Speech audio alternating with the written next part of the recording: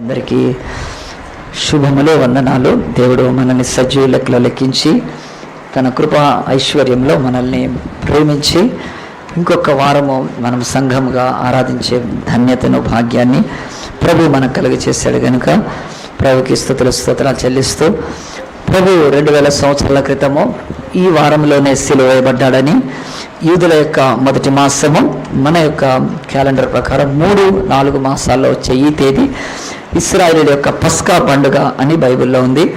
ఆ పస్కా పండుగ దినముననే యేసు ప్రభువుని మరి వారు సిలువ వేయడం జరిగింది.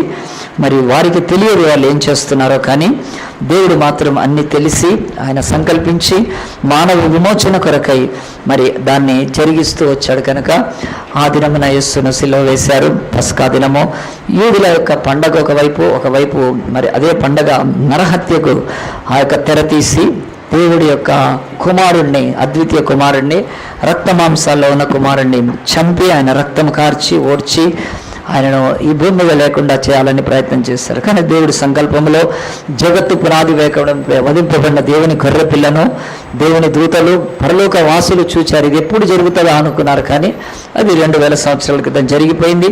మనం సిలువ జరిగిన తర్వాత ఉన్నాం కనుక అది మనకు గత కాలం కనుక ఇంకా స్పష్టమైన చరిత్ర ఆధారం, బైబిల్ ఆధారము, ఈ లోకంలోని వేరే మత గ్రంథాల ఆధారం కూడా ఈ సిలువకు ఉంది కనుక, అయితే మనం సిలువను గురించి ఇది 3వ వారం, ఇది ఆఖరి వారంగా నేర్చుకొని ముగిస్తాము. సిలువ అనేది యాక్చువల్గా తెలుగు మాట కానే కాదు. అది సిలువ అనేది లేదు. సిలువకు తెలుగు మాట స్తంభము, సిలువకు తెలుగు మాట కంబము, లేకపోతే ఆ యొక్క మరి కట్టె.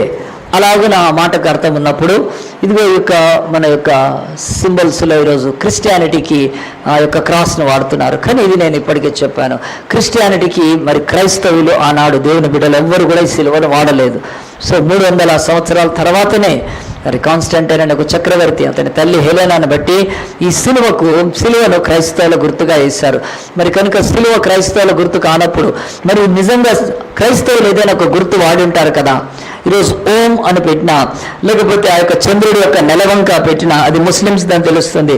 లేకపోతే ఆ యొక్క మరి ప్రపంచంలోని ఆ ఒక త్రిశూలాన్ని చూసినా, ఇంకా దేని చూసినా ఇది ఏదో మతస్థులకు ఒక గుర్తు అని తెలుస్తున్నప్పుడు, క్రైస్తవులు దేవుని బిడ్డలు ఈ సంఘంలో అపోస్తులు, ఆదిమ అపోస్తులు వాళ్ళు ఏదైనా ఒక సింబల్ని వాడారా? అది ఎవరికైనా తెలుసా? ఎవరైనా చేయెత్తుతారా? ఎవరికైనా తెలిస్తే చేయొద్దండి. క్రిస్టియన్స్ 300 years బిఫోర్ వాళ్ళు వాడిన సింబల్ ఏమిటి? ఎవరైనా ఉన్నారా ఇక్కడ? ఎవరైనా క్రాస్కి బిఫోర్ ఒక ఆరోన్ పాల్, ఇంకెవరున్నారు చెప్పాలి? ఇంకెవరున్నారా? షారోన్ వెనక ముందు అవుతుంది, నో ప్రాబ్లం. కనుక మీరు తెలిస్తే మీరు చెప్పండి, నేను ఇక్కడ అయిపోతుంది కనుక చెప్పండి. ఏంటది? Fish, very good. ఇంకా ఫిష్, మటన్ నువ్వు కాదు కదా? అదే సరే. ఆరోన్కి అయితే తెలుసు చాప గుర్తు. సో క్రిస్టియన్స్ చాప గుర్తును వాడారు. యేసు ప్రభు సన్నిధిలో వాళ్ళు ఒక చాప గుర్తు ఇట్లా వేసి ఉండేది కనుక దాంట్లో అక్షరాలు వాడేవాళ్ళు. సో ఈ క్రైస్తవులు యేసు ప్రభు నమ్మిన, ఆయనను చూచిన, ఆయన సన్నిధిలో నడిచిన ఆదిమ అపోస్తులు కానీ వాళ్ళ శిష్యులు, ఆ తర్వాత ఈ బైబిల్లో ఉన్న మరి తిమోతి కానీ మిగతా శీల కానీ వాళ్ళంతా కూడా ఎవ్వరు కూడా ఈ యొక్క సింబల్ వాడలేదు, కానీ వాళ్ళు చాప గుర్తును వాడారు. సో భవిష్యత్ ఇంకా రాన్న వారాల్లో నేను చెప్తాను. మరి ఆరోన్కి అయితే తెలిసింది, ఎటు తెలిసిందో నాకు తెలియదు, కానీ మొత్తానికి మాత్రం సిలువ క్రిస్టియన్స్ వాడలేదు. 300 సంవత్సరాల వరకు చాప గుర్తు వాడారు. సో ఆ చాపల అక్షరాలు ఉంటాయి, ఎప్పుడన్నా చెప్తాను నేను. మన యొక్క బైబిల్ కాలేజ్ ఒకటి ఆంధ్రాలో ఉంది, ఇక్తూస్ అనే ఒక బైబిల్ కాలేజ్ ఉంది. వాళ్ళ బైబిల్ కాలేజ్ మీద ఈ చాప గుర్తే ఉంటుంది కనుక మన చర్చి నుంచి కవిత వాళ్ళ చెల్లె కరుణాన్ని పంపించాము. సో అలాగున ఆ యొక్క చాప మాత్రం గుర్తు క్రిస్టియన్స్ వాడారు ఆదిమ. తర్వాత అది అప్పుడు చాప గుర్తు వాడుతున్నప్పుడు క్రిస్టియానిటీకి గుర్తింపు లేదు. క్రిస్టియానిటీకి ఆ యొక్క ప్రభుత్వం చేత గుర్తింపు లేదు కనుక మరి ఈ యొక్క ప్రభుత్వ గుర్తింపు వచ్చినప్పుడే ఈ సిలువను రోమన్స్ కలిగించారు. అయినా మటుకు ఇప్పుడు మనం సిలువను చూసి ఎందుకు మొదలు పెట్టామంటే, సిలువ గుర్తు మనం ఒకసారి సిలువ అసలు బైబిల్లో ఉందా అంటే లూకాసు వార్త 23:33 చదువుదాం. చూడండి, లూకాసు వార్త 23:33 చూసి దేవుని యొక్క వాక్యంలో సిలువ గుర్తు యేసు ప్రభువును ఏం చేశారు? ఆ స్థలమునకు వచ్చినప్పుడు కుడివైపున ఎడం వైపున ఒకరిని ఆ నేరస్తున్న ఆయనతో కూడా సిలువ వేసిరి అని చెప్పి లూకా సువార్త 23వ అధ్యాయము 33వ వచనంలో ఆ వచనాలు రాయబడ్డప్పుడు దేవుని యొక్క వాక్యము మనకు స్పష్టంగా చెప్తుంది ఏమిటంటే, ఈ లోకంలో మనందరం కూడా సిలువను మరి అది తెలుసుకోవాలని, సిలువ విషయమై మనం అజ్ఞానులుగా ఉండకూడదని, సిలువను ఇక మన జీవితాలలో తెలియని వారిగా ఉండకూడదని చెప్పి దేవుడు చెప్తూ వస్తున్నాడు. కనుక మనం ఇంకొక మాట కూడా చూద్దాం. చూడండి, మరి మత్తయి సువార్తలో తీసి, మత్తయి సువార్త 16వ అధ్యాయంలో తీసి ఒక వచనం చూద్దాము. మత్తయి సువార్త 16వ అధ్యాయము 24వ వచనం. అక్కడ యేసును సిలువ వేశారని, యేసుతో పాటు ఇద్దరు సిలువ వేయబడ్డారని, ఆ యొక్క యేసు ప్రభు సిలువలోనే ప్రాణమినాలని బైబిల్ చెప్తుంది. సిలువ అనేది ఉంది, సిలువ అనేది అబద్ధం కాదు, సిలువ అనేది మరణ శిక్ష అని. ఇక్కడ అదే సిలువను మాట్లాడుతున్నారు. అప్పుడు యేసు శిశులను చూచి, ఎవడైనాను నన్ను వెంబడింపగోరిన యెడల తన్ను తాను ఉపేక్షించుకొని తన సిలువనెత్తుకొని నన్ను వెంబడింపవలెను. ఇక్కడ యేసుప్రభు మత్తయి సువార్త 16:24లో యేసుప్రభు చెప్తున్నాడు, ఈ సిలువనెత్తుకొని నన్ను వెంబడించాలి అని చెప్తున్నాడు. సో ఈ సిలువనెత్తుకొని వెంబడించాలి అనేది ఈరోజు టిఆర్ఎస్ పార్టీలో ఉన్న వ్యక్తి ఏ జెండా ఎత్తుకొని వెళ్తాడు? ఆ యొక్క టీఆర్ఎస్ జెండా ఎత్తుకొని వెళ్తాడు. జగన్తో తిరిగే వాళ్ళంతా ఏ జెండా ఎత్తుకొని వెళ్తారు? వాళ్ళ జెండా. సో అంటే ఈ లోకంలో ఎవరైనా ఒక నాయకుడిని వెంబడిస్తుంటే ఆ నాయకుడికి ఒక ధ్వజము, ఒక పతాకము ఉంటుంది, ఖచ్చితంగా ఒక ఫ్లాగ్ ఉంటుంది, ఒక ధ్వజం ఉంటుంది. కనుక అది ఎత్తుకొని వెళ్ళాలనేది వాళ్ళు ఎవరో తెలుస్తుంది కనుక దాన్ని వాళ్ళు తీసుకొని వెళ్తారు. సో మరి అందరూ కూడా ఆ యొక్క, ఇప్పుడు నేను కూడా మొత్తం టీఆర్ఎస్ డ్రెస్ వేసుకున్నాను, పింక్ వేసుకొని నేను మంచి గాలతో పింక్ కండవ కప్పుకొని పోతే ఈడెవడైనా నన్ను పాస్ట్ అనుకుంటారా? ఏమనుకోరండి, వీడు ఒక కార్యకర్త టీఆర్ఎస్లో అనుకుంటారు తప్ప. మరి నేను వాళ్ళని వెనకెళ్తున్నా అంటే వాళ్ళ అజెండాని, వాళ్ళ యొక్క నాయకుడిని, ఆ యొక్క వారి యొక్క పద్ధతులను, వాళ్ళ యొక్క గమ్యాన్ని కదా కనుక్కోవాలి. బంగారు తెలంగాణ తీసుకొని రావాలి, బంగారు తెలంగాణకి ఇది డ్రెస్సు కనుక వెళ్ళాలి, కనుక బంగారు తెలంగాణకు ఒక జెండా పెట్టుకొని వెళ్తారు. సో ఎంత సింపుల్గా చెప్పాడో యేసు ప్రభు. ఈరోజు సంఘానికి ఇది అర్థం కాకపోవడం అది మహావిడ్డూరం. అది ఒక టీఆర్ఎస్ కనుక జెండా పోతున్నాడు అని తెలుస్తున్నాడు. అడిగేదో పార్టీ ఎలక్షన్లు అయితే కొన్ని డబ్బులు వస్తాయి, అవి ఇది అట్లా కాదు. అసలు వాళ్ళకి ఏంటి, వాళ్ళు ఏం చేయబోతున్నారు, వాళ్ళ యొక్క గురి ఏంటి, వాళ్ళ ఉద్దేశం ఏంటి కదా? ఏంటి వాళ్ళ ఉద్దేశం? ఆంధ్ర వాళ్ళే జాగో బాగో, అది ఫస్ట్ది. ఎవరు ఆంధ్ర వాడు ఉండకూడదు. ఇక్కడ క్లియర్గా ఉంది తెలంగాణ అంటే, ఎంత క్లారిటీ ఉంది. ఇది మనది, ఆంధ్రులది కాదు ఈ ల్యాండ్. ఇది ఎప్పటి నుంచో కదా సాయుధ పోరాటం చేస్తూ 60 ఏళ్ళ నుంచి చేశాం తెలంగాణకి. కనుక వచ్చింది ఎక్కడ ఆంధ్ర వాడు అనేది. ఎందుకు ఉండొచ్చు, కానీ ఏలికలు పాలికలు కాకూడదు, వాళ్ళు పాలకులు కాకూడదు. సొత్తు మనవి కదా, నీళ్లు మనవి, నిధులు మనవి, నియామకాలు మనవి, ఉద్యోగాలు మనవే, నీళ్లు మనవే, అన్ని మనం. అంటే ఒక ఉద్యమం చేస్తున్నప్పుడు వాళ్ళకు ఒక ఫ్లాగ్, ఒక ధ్వజం ఉన్నప్పుడు, ఈరోజు యేసుక్రీస్తు అంటున్నాడు, నన్ను వెంబడిస్తే నా ధ్వజం ఏంటో తెలుసా? సిలువ, క్రాస్ అని చెప్తున్నాడు ఆయన.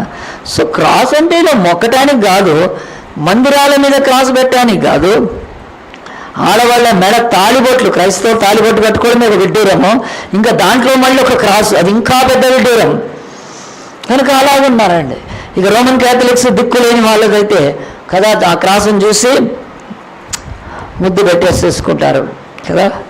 ఇక అలాంటి పరిస్థితిలో ఉంటే సత్య సంఘాలు వాక్యాన్ని శోధించి, వాక్యాన్ని పరిశోధించి, వాక్యాన్ని క్షుణ్ణంగా పరీక్షించే సంఘాలైనా మరి ఈరోజు సిలువ ఎక్కడ ఉంది?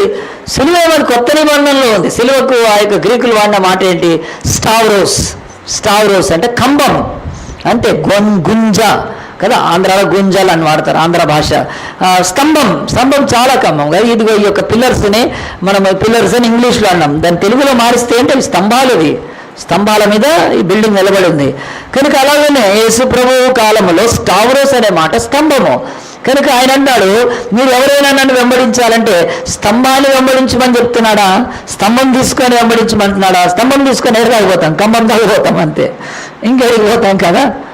మరి దేవుడు అంటున్నాడు కనుక స్తంభం అంటే మళ్ళీ మన మనసుకి ఇదేంట్రా బాబు అనిపిస్తుంది. కాదు, స్తంభం అంటే దేవుడు ఆనాడు సిలువను దేనికి వాడారో దాన్ని దేవుడు చెప్తూ ఉన్నాడు. ఇప్పుడు మనం దేవుని యొక్క వాక్యంలో శిలువ గురించి పాత నిబంధనలో చూద్దాం. చూడండి, పాత నిబంధనలో మొదలుపెట్టి శిలువ గురించి ఎక్కడ చూద్దామో దేవుని యొక్క వాక్యంలో నిర్గమకాండం చూద్దాము. నిర్గమకాండం తీయండి. ఎగ్జడస్ అనే సెకండ్ బుక్, బైబిల్లో 2వ పుస్తకము. ఇశ్రాయేలీయులు ఐగుప్తుల నుంచి బయటికి వచ్చారు. ఎందుకు వచ్చారు బయటికి అంటే వాళ్ళు 400 ఏళ్ళు బానిసలుగా బతికారు. వాళ్ళను ఐగుప్తులు దోచుకున్నారు, వాళ్ళని బాధ పెట్టారు, వాళ్ళని హింసించారు. చివరికి వాళ్ళ ఇండ్లలో మగపిల్లలు పుట్టితే చంపేయమని గవర్నమెంట్ జీవో ఆర్డర్ ఇచ్చిందండి. మగపిల్లలు పుడితే చంపి పారేయాలి. దానికి రాజు ఆ యొక్క నర్సులు కదండి, డెలివరీ చేసే నర్సులను మంత్రసానులు అంటారు. సో అలాగే మంత్రసానులనే ఆ యొక్క డెలివరీ చేసే నర్సులను, ఫీమేల్ నర్సులను ఆడు ఫరో అనే రాజు పెట్టి ఇశ్రాయేలీలో ఎవరైనా మగబిడ్డ పుడితే చంపేయండి. ఏం పెట్టండి, అప్పట్లో స్కానింగ్ లేవుగా, స్కానింగ్ ఉంటే అప్పుడే చంపేవాళ్ళేమో. కనుక అలాగున పుట్టిన బిడ్డల్ని అంటే ఏ దుస్థితికి వచ్చారండి. అలాంటి దుస్థితిలో, హీన స్థితిలో, దిగజారిపోయిన స్థితిలో బందీలుగా ఉండి శ్రమ అనుభవిస్తూ కాయ కష్టం చేసినా ఏమీ లేకుండా నిలువు దోపిడీ అయి, శ్రమ దోపిడీ అయి, దిక్కులేని స్థితిలో పెళ్లి చేసుకుంటే పిల్లల్ని అంటే చంపుతారు వాళ్ళు. ఇక పెళ్ళెందుకు, పెళ్లి చేసుకొని ఏమొస్తుంది అని చెప్పి బాధపడుతూ దుఃఖపడుతూ ఉన్న కాలంలో దేవుడు తన చాచిన బాహువుతో ఐగుప్తు యొక్క దేశాన్ని తుత్తునీలుగా చేసి ఫరో గర్వాన్ని అణచి రక్తమును నీళ్ళని రక్తంగా మార్చి వాళ్ళ ప్రథమ సంతానం అందరూ కూడా చంపేసి దేవుడు తీర్పు తీర్చి వెండి బంగారాలతో వాళ్ళని బయటికి తీసుకొచ్చినప్పుడు వాళ్ళు ప్రయాణం చేశారు. ఎక్కడికి ప్రయాణం చేస్తున్నారు, వాళ్ళ గమ్యం ఏమిటి కదా, మనందరి గమ్యం ఏంటంటే పోయి ఓటేసి రావాలి. వెళ్ళిపోయారండి, అసలు లేరు. నిన్న ప్రార్థన పెడితే ఎంత పూరు స్ట్రెంగ్త్ మాకు కదా. నేను చర్చిలో బ్రహ్మాండమైన ప్రార్థన చేశాం ల్యాండ్ కొరకు. ఎవరున్నారండి ఇక్కడ కదా, ఎంతమంది ఓటు ఓటు ఓటు అని ఊర్లకు పరిగెత్తారండి కదా. అసలు నీ ఓటు అక్కడ ఏం లెక్క అవుతుంది, ఇక్కడ దేవుని సన్నిధిలో నీ ఓటు ఎంత ఇంపార్టెంట్. ఎంత సిగ్గుమాలిన క్రైస్తవులుగా ఈరోజు బతుకుతూ ప్రార్థనకు ఛాన్స్ లేదండి. ఫ్యామిలీలోంచి ఒక్కడు రాలేదండి. అలా ఫ్యామిలీస్ అన్నీ రాసుకున్నాను నేను కూర్చొని. ఫ్యామిలీలో 7-8 మంది, 5 మంది 6 మంది వచ్చేవాళ్ళు ఉన్నారు ఈ చర్చికి. ఒక్కడిక్కడ కనపడలేదు నిన్న. ఎంత మొత్తుకున్నా సరే కానీ ఒక్కళ్ళేరు ఇక్కడ. ప్రార్థన ఎప్పుడు చేస్తున్నారు, క్యాన్సర్ వస్తే చేస్తున్నారు ప్రార్థన. క్యాన్సర్ రావాలి ప్రార్థన చేయాలంటే కదా, అది బైబిల్ చెప్తుంది. మరి అలాగున నశించిపోయినా మన కొరకు దేవుడు మాట్లాడుతుంది. ఎక్కడున్నాం మనం, దేవుని ప్రజెన్స్లో కదా. పోయితో ఉన్నారు కనుక ఇక్కడ ఇశ్రాయేలీలు కూడా బైబిల్ చెప్తుంది ఐగుప్తులో బానిసత్వం అనుభవిస్తున్నప్పుడు దేవుడు తన బాహువును చాపి ఐగుప్తు బలం నుంచి విడిపించి వాళ్ళని ఎక్కడ తీసుకెళ్తున్నాడు, కనాను వైపు తీసుకొని వెళ్తున్నాడు.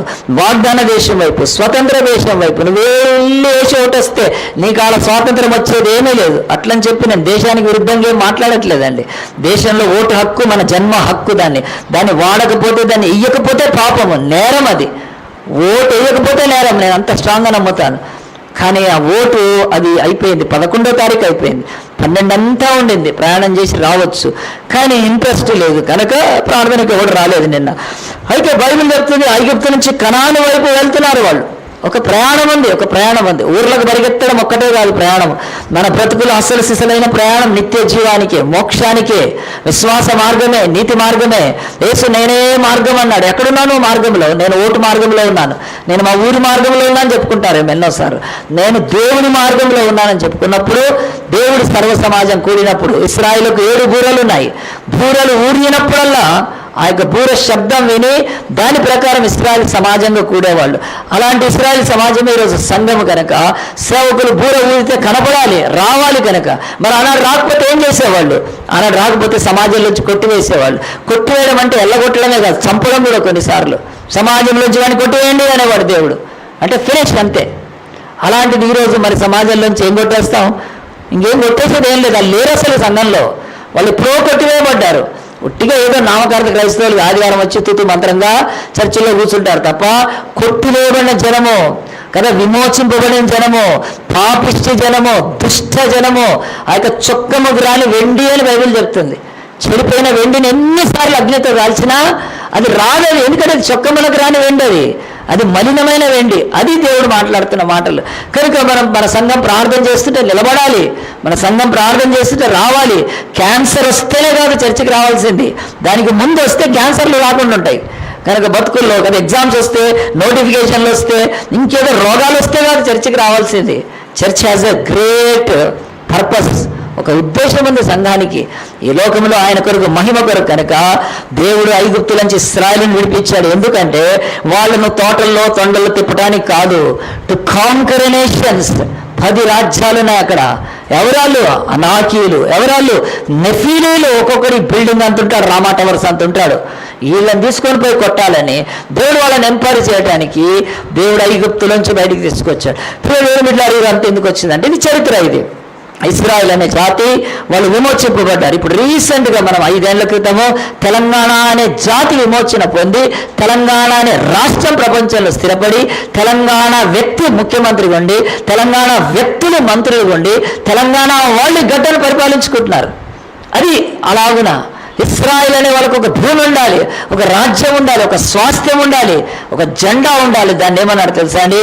రాజ్యములకు మకుటమైన రాజ్యాన్ని నేను స్థాపిస్తాను, రాజ్యములకు శిరస్సైన రాజ్యాన్ని నేను స్థాపిస్తానని వీళ్ళని బయటికి తీసుకొచ్చాడు. గట్టిగా చెప్పండి పెడదామా? దేవుడికి ఎంత రోషమో, ఎంత పౌరుషమో. మగ పిల్లల్ని కుత్కె విసికి డెలివరీలో చంపేస్తుంటే ప్రపంచాన్ని చూశారు. ఈ పిల్లల్ని మీరు చంపుతున్నారు కదా. ఇశ్రాయేలు సున్నతి చేయబడ్డ వాళ్ళు, రోషంగా దేవుడు, వీళ్ళని మీరు చంపుతారా? ఈ పసిబిడ్డల్ని కదా ఆ తల్లి కనేటప్పుడు ఆ తల్లి ఏం చేస్తుంది, ఆ యొక్క భర్త ఏం చేస్తాడు? వీళ్ళని చంపడానికి పోతున్నారు. ప్రతి ఇంట్లో వాడి శవం లేపేశాడండి దేవుడు. రాజు దగ్గర నుంచి బంట్రోత్ వరకు అందరూ చచ్చిపోయారు. వాళ్ళు సమాధులు చేసుకుంటూ ఉంటుంటే ఏడుస్తూ ఉంటే ఇశ్రాయేలీలు బయటికి వెళ్ళిపోయారు. కనీసం కదా టాటా బాయ్ బాయ్ కూడా చెప్పడానికి కూడా లేదు. అట్లా దేవుడు దండించిన ఆ దేవుడు మగ పిల్లల్ని చంపుతుంటే వాళ్ళలో మగ పిల్లల్ని పుట్టించి భూమి మీద నెఫీలీలు తాడు చెట్టు ఎత్తుండే వాళ్ళు మనుషులు అన్నాడు. మీరు ఒక్క డేవిడ్ గొల్యాత్ అని చదువుతారు అంతే, అక్కడికే కదా. దావీదు గొల్యాత్ ఎవడాడు? వాడు నెఫీలీడాడు. వాడు అనాకు వంశంలో పుట్టినవాడు. వాడు కాలు వాడైతే ఈ డోర్లోకి కూడా రాలేడు. అసలు మన బిల్డింగ్లోకి సెల్లార్లోకి రాలేడు, ప్రార్థన పెడతాడు. అంతెత్తుంటాడు. అలాంటి వాళ్ళను ఇశ్రాయేల్ అనే జాతి ప్రజలు పెరిగి పెద్దవాళ్ళయి ఆ దేశాలన్నింటిలో వాళ్ళని చంపేశారండి. ఆ దేశాన్ని స్వాధీనం. సో మన లైఫ్లో కూడా ఏదన్నా దేవుడు ఇస్తానంటే శక్తితో, బలముతో, యుద్ధముతో, విశ్వాసంతో చేయడానికి ట్రైనింగ్ ఇస్తున్నాడు. కనుక నిన్న ప్రార్థన ఎందుకు పెట్టాం మనం? ఒక 2 ఎకరాల స్థలం కొనాలి. కోటీశ్వరులు, మహాకోటీశ్వరులు, ధనవంతులు ఉన్నారు. వాళ్ళతో పోరాడి ఢీకొని జయించి అక్కడ ల్యాండ్ పొందాలి మనం. అది మన ఛాలెంజ్. కనుక దానికి విశ్వాసం కావాలి. మనకు పైసలు కాదు, డబ్బులు కాదు. ఎవరిని డబ్బులు అడగట్లేదు. డబ్బులు అడిగిన వాడి దగ్గరికి పరిగెత్తుకొని పోతున్నారు డబ్బులు ఇవ్వటానికి. ప్రార్థన చేయమంటానికి దగ్గరికి మాత్రం రాలేరు. ఎందుకంటే ఇక్కడ మోకాలు పట్టేస్తాయి కనుక, ఇక్కడ అసలు సంగతులు బయటపడతాయి కనుక ప్రార్థనకు రాలేకపోతున్నారండి. దేవుడు అలాంటి శక్తితో నింపి వీళ్ళని తీసుకొని వెళ్ళి ఆ యొక్క ప్రయాణం మొదలు పెడితే ఈ దేవుడు ఏం చేస్తున్నాడు చూడండి. నిర్గమాకాండంలో వాళ్ళు ప్రయాణం చేస్తున్నారు. ప్రయాణం చేసి ఒక దగ్గరికి వచ్చారు. ఎక్కడికి వచ్చారో చూడండి. మనము దేవుని యొక్క వాక్యంలో ఎక్కడ చూద్దాం? 15వ అధ్యాయం చూద్దాము. 15వ అధ్యాయంలో అప్పటికి ఎర్ర సముద్రం దాటారు వాళ్ళు. దాటిన తర్వాత వాళ్ళు 22 మోషే ఎర్ర సముద్రం అంటే జనులను సాగ చేయగా. ఎందుకు సాగ చేశాడు? ఎర్ర సముద్రం పాయలైపోయే వరకు అక్కడ ఆటలాడుకుంటున్నారు, జయగీతాలు వాడుకుంటున్నారు కదా. కనుక ఏమంటారంటే ఇంకా చాలా సెలబ్రేషన్ చేసుకుంటున్నారు. సో ఇశ్రాయేలుకు ఒక మంచి ఒక ఇది ఉంది. ఇశ్రాయేల్ అంటే మనమే కనుక మంచిగా అన్ని జరిగినప్పుడు సెలబ్రేషన్. క్రిస్మస్ అంటే ఎంతమంది కనపడతారండి? ప్రతి దిక్కుమాలాడు కూడా కనపడతాడు చర్చిలో. అదే ఫాస్టింగ్ ప్రేయర్ అంటే కనపడరా అండి? అంటే ఉత్సవాలు, జయాలు ఇవన్నీ ఉన్నాయి కదా. మరి ఈ లోకం ఎందుకు మనుషుల్ని చాలా జాతరలు, పండగలు, ఫెస్టివల్స్, ఇప్పుడు అన్ని ఫెస్టివల్స్ కదండి. అన్ని ఫుడ్ ఫెస్టివల్, పొట్ట పగిలే వరకు కదా. ఫర్నిచర్ ఫెస్టివల్ తెచ్చుకో, ఇంట్లో పెట్టుకో కాలిపోయేంత వరకు అన్ని ఫెస్టివల్స్ వచ్చినాయి. అంటే మనుషులు ఉత్సవ సమాజం అండి కదా. ఉత్సవాలకు ఎక్కువ ఇష్టపడతారు. కనుక మనలాంటి సత్య సంఘాలకి ఎందుకు రారు అంటే ఉత్సవం ఉండాలి. వెనక లైట్లు మారుతూ ఉండాలి, అవి ఉండాలి. అక్కడంతా కూడా మేళా ఉంటే అక్కడ కనిపిస్తారు. ఎందుకంటే ఎంత దేవుడున్నా అక్కడ కొంచెం షాపింగ్ చేయాలిగా, లైట్గా ఏ లేకపోయినా డెబిట్ కార్డుతో చేసి రావచ్చు. అట్లా మేళా కనుక ఇక్కడ దేవుడు ఎందుకు ఈ మాట రాయించాడు 15వ అధ్యాయంలో అంటే ఇశ్రాయేలుని ఎర్ర సముద్రం చేయడానికి ఏమీ చేయలేదు వాళ్ళు. మోషే ప్రార్థన చేశాడు. మోషే మహిమాత్మలో అయితే దేవుని యొక్క ఆజ్ఞకు లోబడి ఎర్ర సముద్రాన్ని పాయలు చేస్తే వాళ్ళు ఎర్ర సముద్రాన్ని ఏం చేస్తున్నారంటే చూడండి అక్కడ 20వ వచనంలో, మరియు అహరోను సహోదరి ప్రవక్త మిరియాము తమ్ముడు చేతబెట్టుకొని స్త్రీలందరూ తమ్ములతో నాట్యంతో నా వెంబడి వెళ్ళగా మిరియాము వారితో కలిసి ఇట్లని పళ్ళు ఎత్తి పాడిని యెహోవా గానం చేద్దాం, ఆయన మిగిలిన చేయించిన గుర్రం దాన్ని రౌతుని సముద్రంలో వేశాడు అని పాటలు పాడుతూ ఉంటే ఇక మోషే అన్నాడు ఆపండి అన్నాడు. ఇక చాలన్నాడు. ఎందుకు? నాకు ఉత్సవాలు ఎక్కువ ఇష్టం, ఇక ముందుకు పోదామని ఆపాడు. ఇక చాలు చాలు చాలా మీరు స్తుతించారు అంటే మంచి జరిగితే స్తుతించే జనమా ఇక ముందుంది మంచి రండి అన్నాడు. చాలాసార్లు మనకు కూడా దేవుడు ఆశీర్వదిస్తుంటే మంచిగా అన్ని ఇస్తూ ఉంటే చక్కగా మంచిగా పాటలు పాడతారు, మాటి మాటికి హల్లెలూయా అంటారు, అవసరం లేకపోయినా హల్లెలూయా. కానీ కొంచెం రోగం వచ్చింది అనుకోండి, కొంచెం అప్పులు వచ్చినాయి అనుకోండి, హల్లెలూయా అంటే హల్లెలూయానా అంటారు, మొహం ఒకటి పెడతారండి. చూడండి ఇశ్రాయేలు చూడండి, ఎర్ర సముద్రం దాటినందుకు స్తుతిస్తున్నారు. నిజంగా ఆ స్థుతి వాళ్ళ హృదయంలో ఉందా అంటే ఇది ఉత్సవ సమాజం కనుక అందరికీ మూడొస్తే వచ్చేస్తుంది వీళ్ళకి. అలాంటి సమాజాన్ని దేవుడు మారుస్తున్నాడు. ఎందుకు? వీళ్ళు ఉత్సవాలు చేసుకోవడానికి విలువలేదు దేవుడు కదా, వీళ్ళని ఉత్సవాలు చేసుకోవడానికి విలువలేదు. దేవుడు ఉత్కృష్టమైన ఒక పెద్ద రాజ్యాన్ని స్థాపించడానికి యుద్ధానికి వాడిని సిద్ధం చేస్తున్నాడు. ఇక్కడ క్రైస్తవులందరినీ యుద్ధానికి అండి, కనీసం అత్తతోటైనా యుద్ధం మీకు కదా, ఇటు సైడ్ వాళ్ళకి తెలియదు కానీ యుద్ధానికి అంటే మనం యుద్ధానికి దేవుడు సిద్ధపరుస్తున్నాడు. యుద్ధానికి సిద్ధపరిచే వాళ్ళు ఏం చేయాలి? ఊరికనే ఇలాగ నా పాటలు పాడుకుంటూ కదా ఆ యొక్క డ్యాన్సులు వేసుకుంటుండే సంతోషించాలి, స్తుతించాలి, కాదని కాదు. కానీ అదే లైఫ్ కాదు, అదే జీవం కాదు. అసలు జీవము మన మహిమను సంతరించుకోవడం, విజయాలు పొందడం, జయగీతాలు పాడడం. కనుక ఇప్పుడు ఇశ్రాయేలీల ఎదుట ఎర్ర సముద్రంలో ఐగుప్తులు అందరూ మునిగిపోయారు. సేనలు 600 రథ కదా శ్రేష్ఠ రథాధిపతులు మునిగిపోయారు. దీనిలో ఇశ్రాయేలు చేసింది ఏంటి? ఏం చేశారు వీళ్ళు? ఏమీ చేయలేదు. ఒక పాస్టర్ ప్రార్థన చేస్తాడు, ఓ పాస్టర్ కన్నీరు గారుస్తాడు, ఓ పాస్టర్ ఒక గొప్ప కార్యం చేస్తాడు, అందరూ హల్లెలూయా ఎంత హల్లెలూయా అంతే. దేవుడు అన్నాడు ఈరోజు కూడా ఇలాంటి సమాజమే. The credit goes to Moses.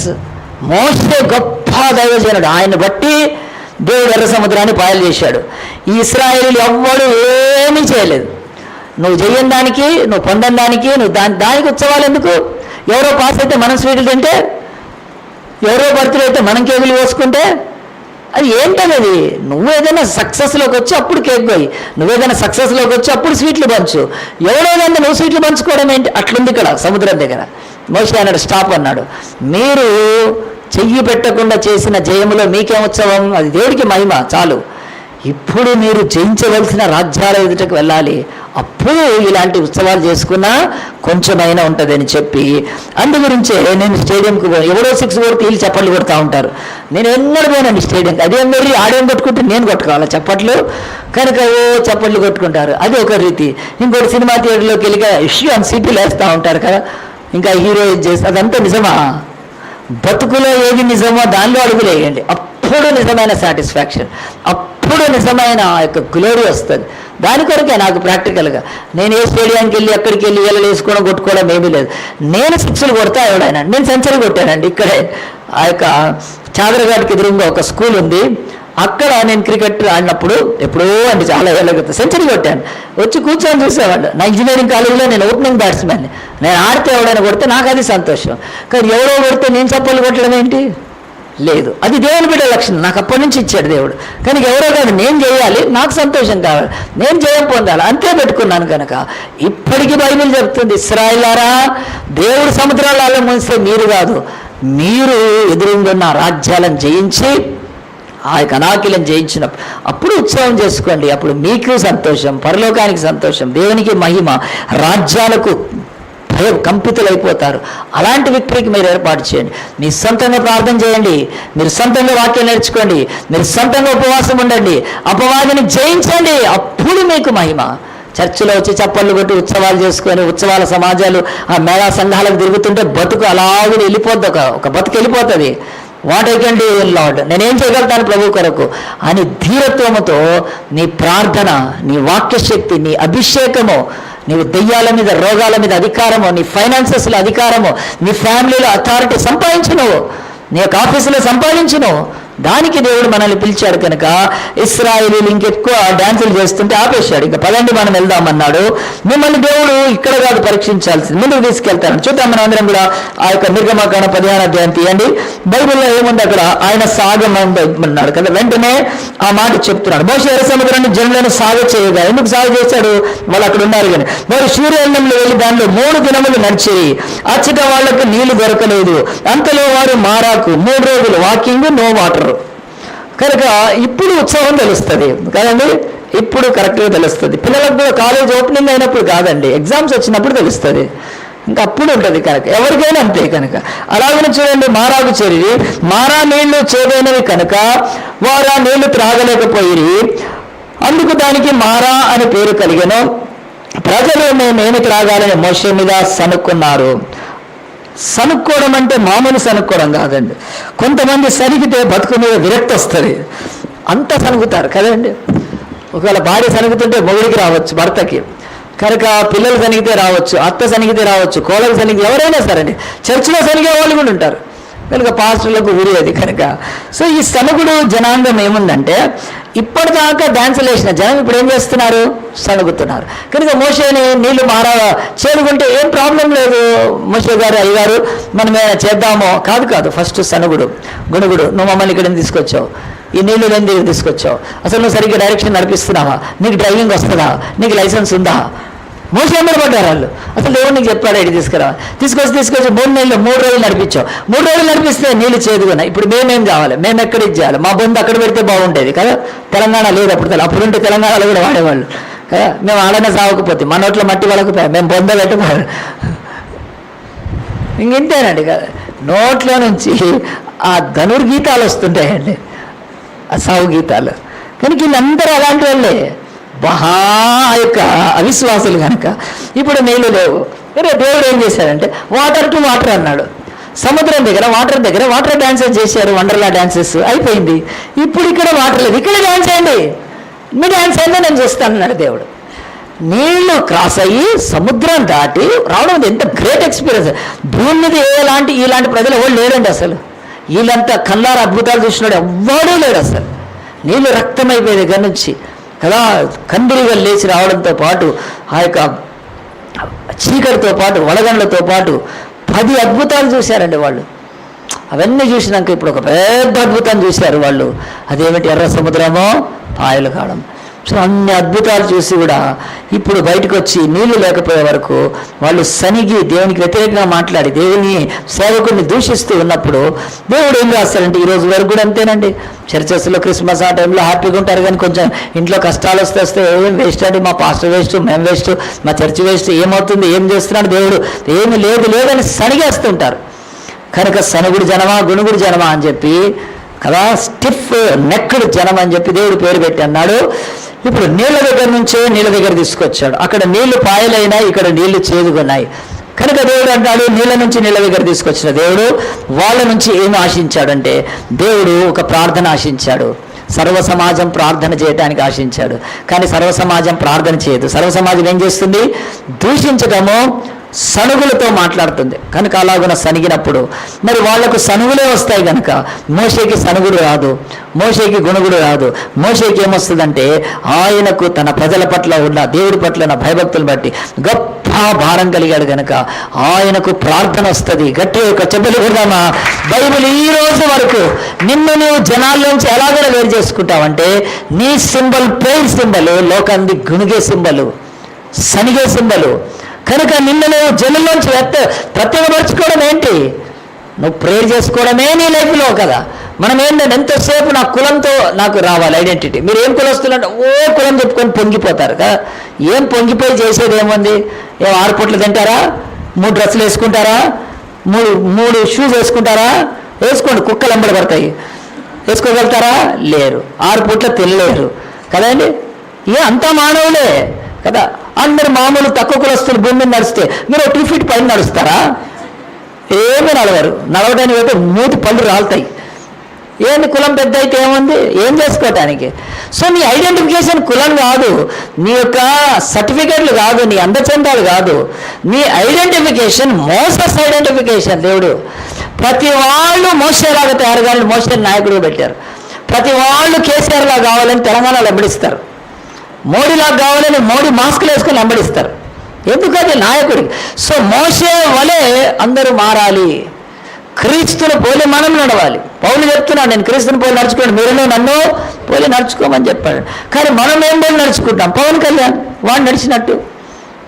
ఏంటండి వీళ్ళ ఈ సినిమా యాక్టర్ని, ఈ సినిమా హీరోలని వాళ్ళని పోయి నడుచుకోండి. వాళ్ళు ఎక్కడికి పోతున్నారు? అగాధంలోకి పోతున్నారు, పాతాళంలోకి పోతున్నారు. వాళ్ళకి రక్షణ లేదు. వాళ్ళు ఎక్కడికి పోతున్నారో తెలియదు. వాళ్ళకు ఎక్కడికి పోతున్నారో తెలియదు. ఎక్కడ రాయి కనిపించినా అంటారు, మొక్కేస్తారు. వాళ్ళకి తెలియదు ఎక్కడున్నారో వాళ్ళు తెలియదు. సూర్యుడో చంద్రుడో ఎవడో దేవుడు తెలియదు వాళ్ళకు. మళ్ళీ కోటీశ్వర్లు భూమి మీద ఎక్కడ పోతున్నారు? కానీ క్రైస్తవులు తెలిసి ఎక్కడ పోతున్నాం? టు కాంకర్ ద డెత్, మరణాన్ని జయించడానికి పోతున్నాం మనం. టు కాంకర్ ద వరల్డ్, ప్రపంచాన్ని జయించడానికి. టు కాంకర్ ద సిన్, పాపాన్ని జయించడానికి పోతున్నాం. టు కాంకర్ ద కర్స్, శాపాన్ని జయించడానికి. అది మనకు దేవుడు ఇచ్చింది. మనం బయటికి ఇట్లా కనిపిస్తున్నాం, కానీ మనలో మహిమ వర్కౌట్ చేస్తున్నాడు దేవుడు. ఒక చిన్న పిల్లోని ఒక స్పోర్ట్స్ ఇన్స్టిట్యూట్కి పంపిస్తే పెరిగి పెద్ద అవుతుంటే దేశం ఏం ఎక్స్పెక్ట్ చేస్తుంది? గోల్డ్ మెడల్ ఒలింపిక్స్లో కదండి. ఒకవేళ క్రికెట్ అయితే స్టార్ కావాలని ఎక్స్పెక్ట్ చేస్తుంది. అలాగే దేవుడు మనల్ని ట్రైన్ చేస్తున్నాడు. ఇశ్రాయేలుని కూడా పట్టుకొచ్చి ఎందుకు అరణ్యాన్ని తీసుకొచ్చాడు? ట్రైనింగ్. వీళ్ళకి ఈవెంట్స్ స్టార్ట్ అయినాయి. ఈవెంట్స్ అంటే అర్థమైనాయా? అర్థమైంది, సిస్టర్కి అర్థమైంది. ఈవెంట్స్ స్టార్ట్ అయినాయి వాళ్ళకి. కనుక నీళ్ళ దగ్గరకు వచ్చారు. ఏం చేస్తారండి?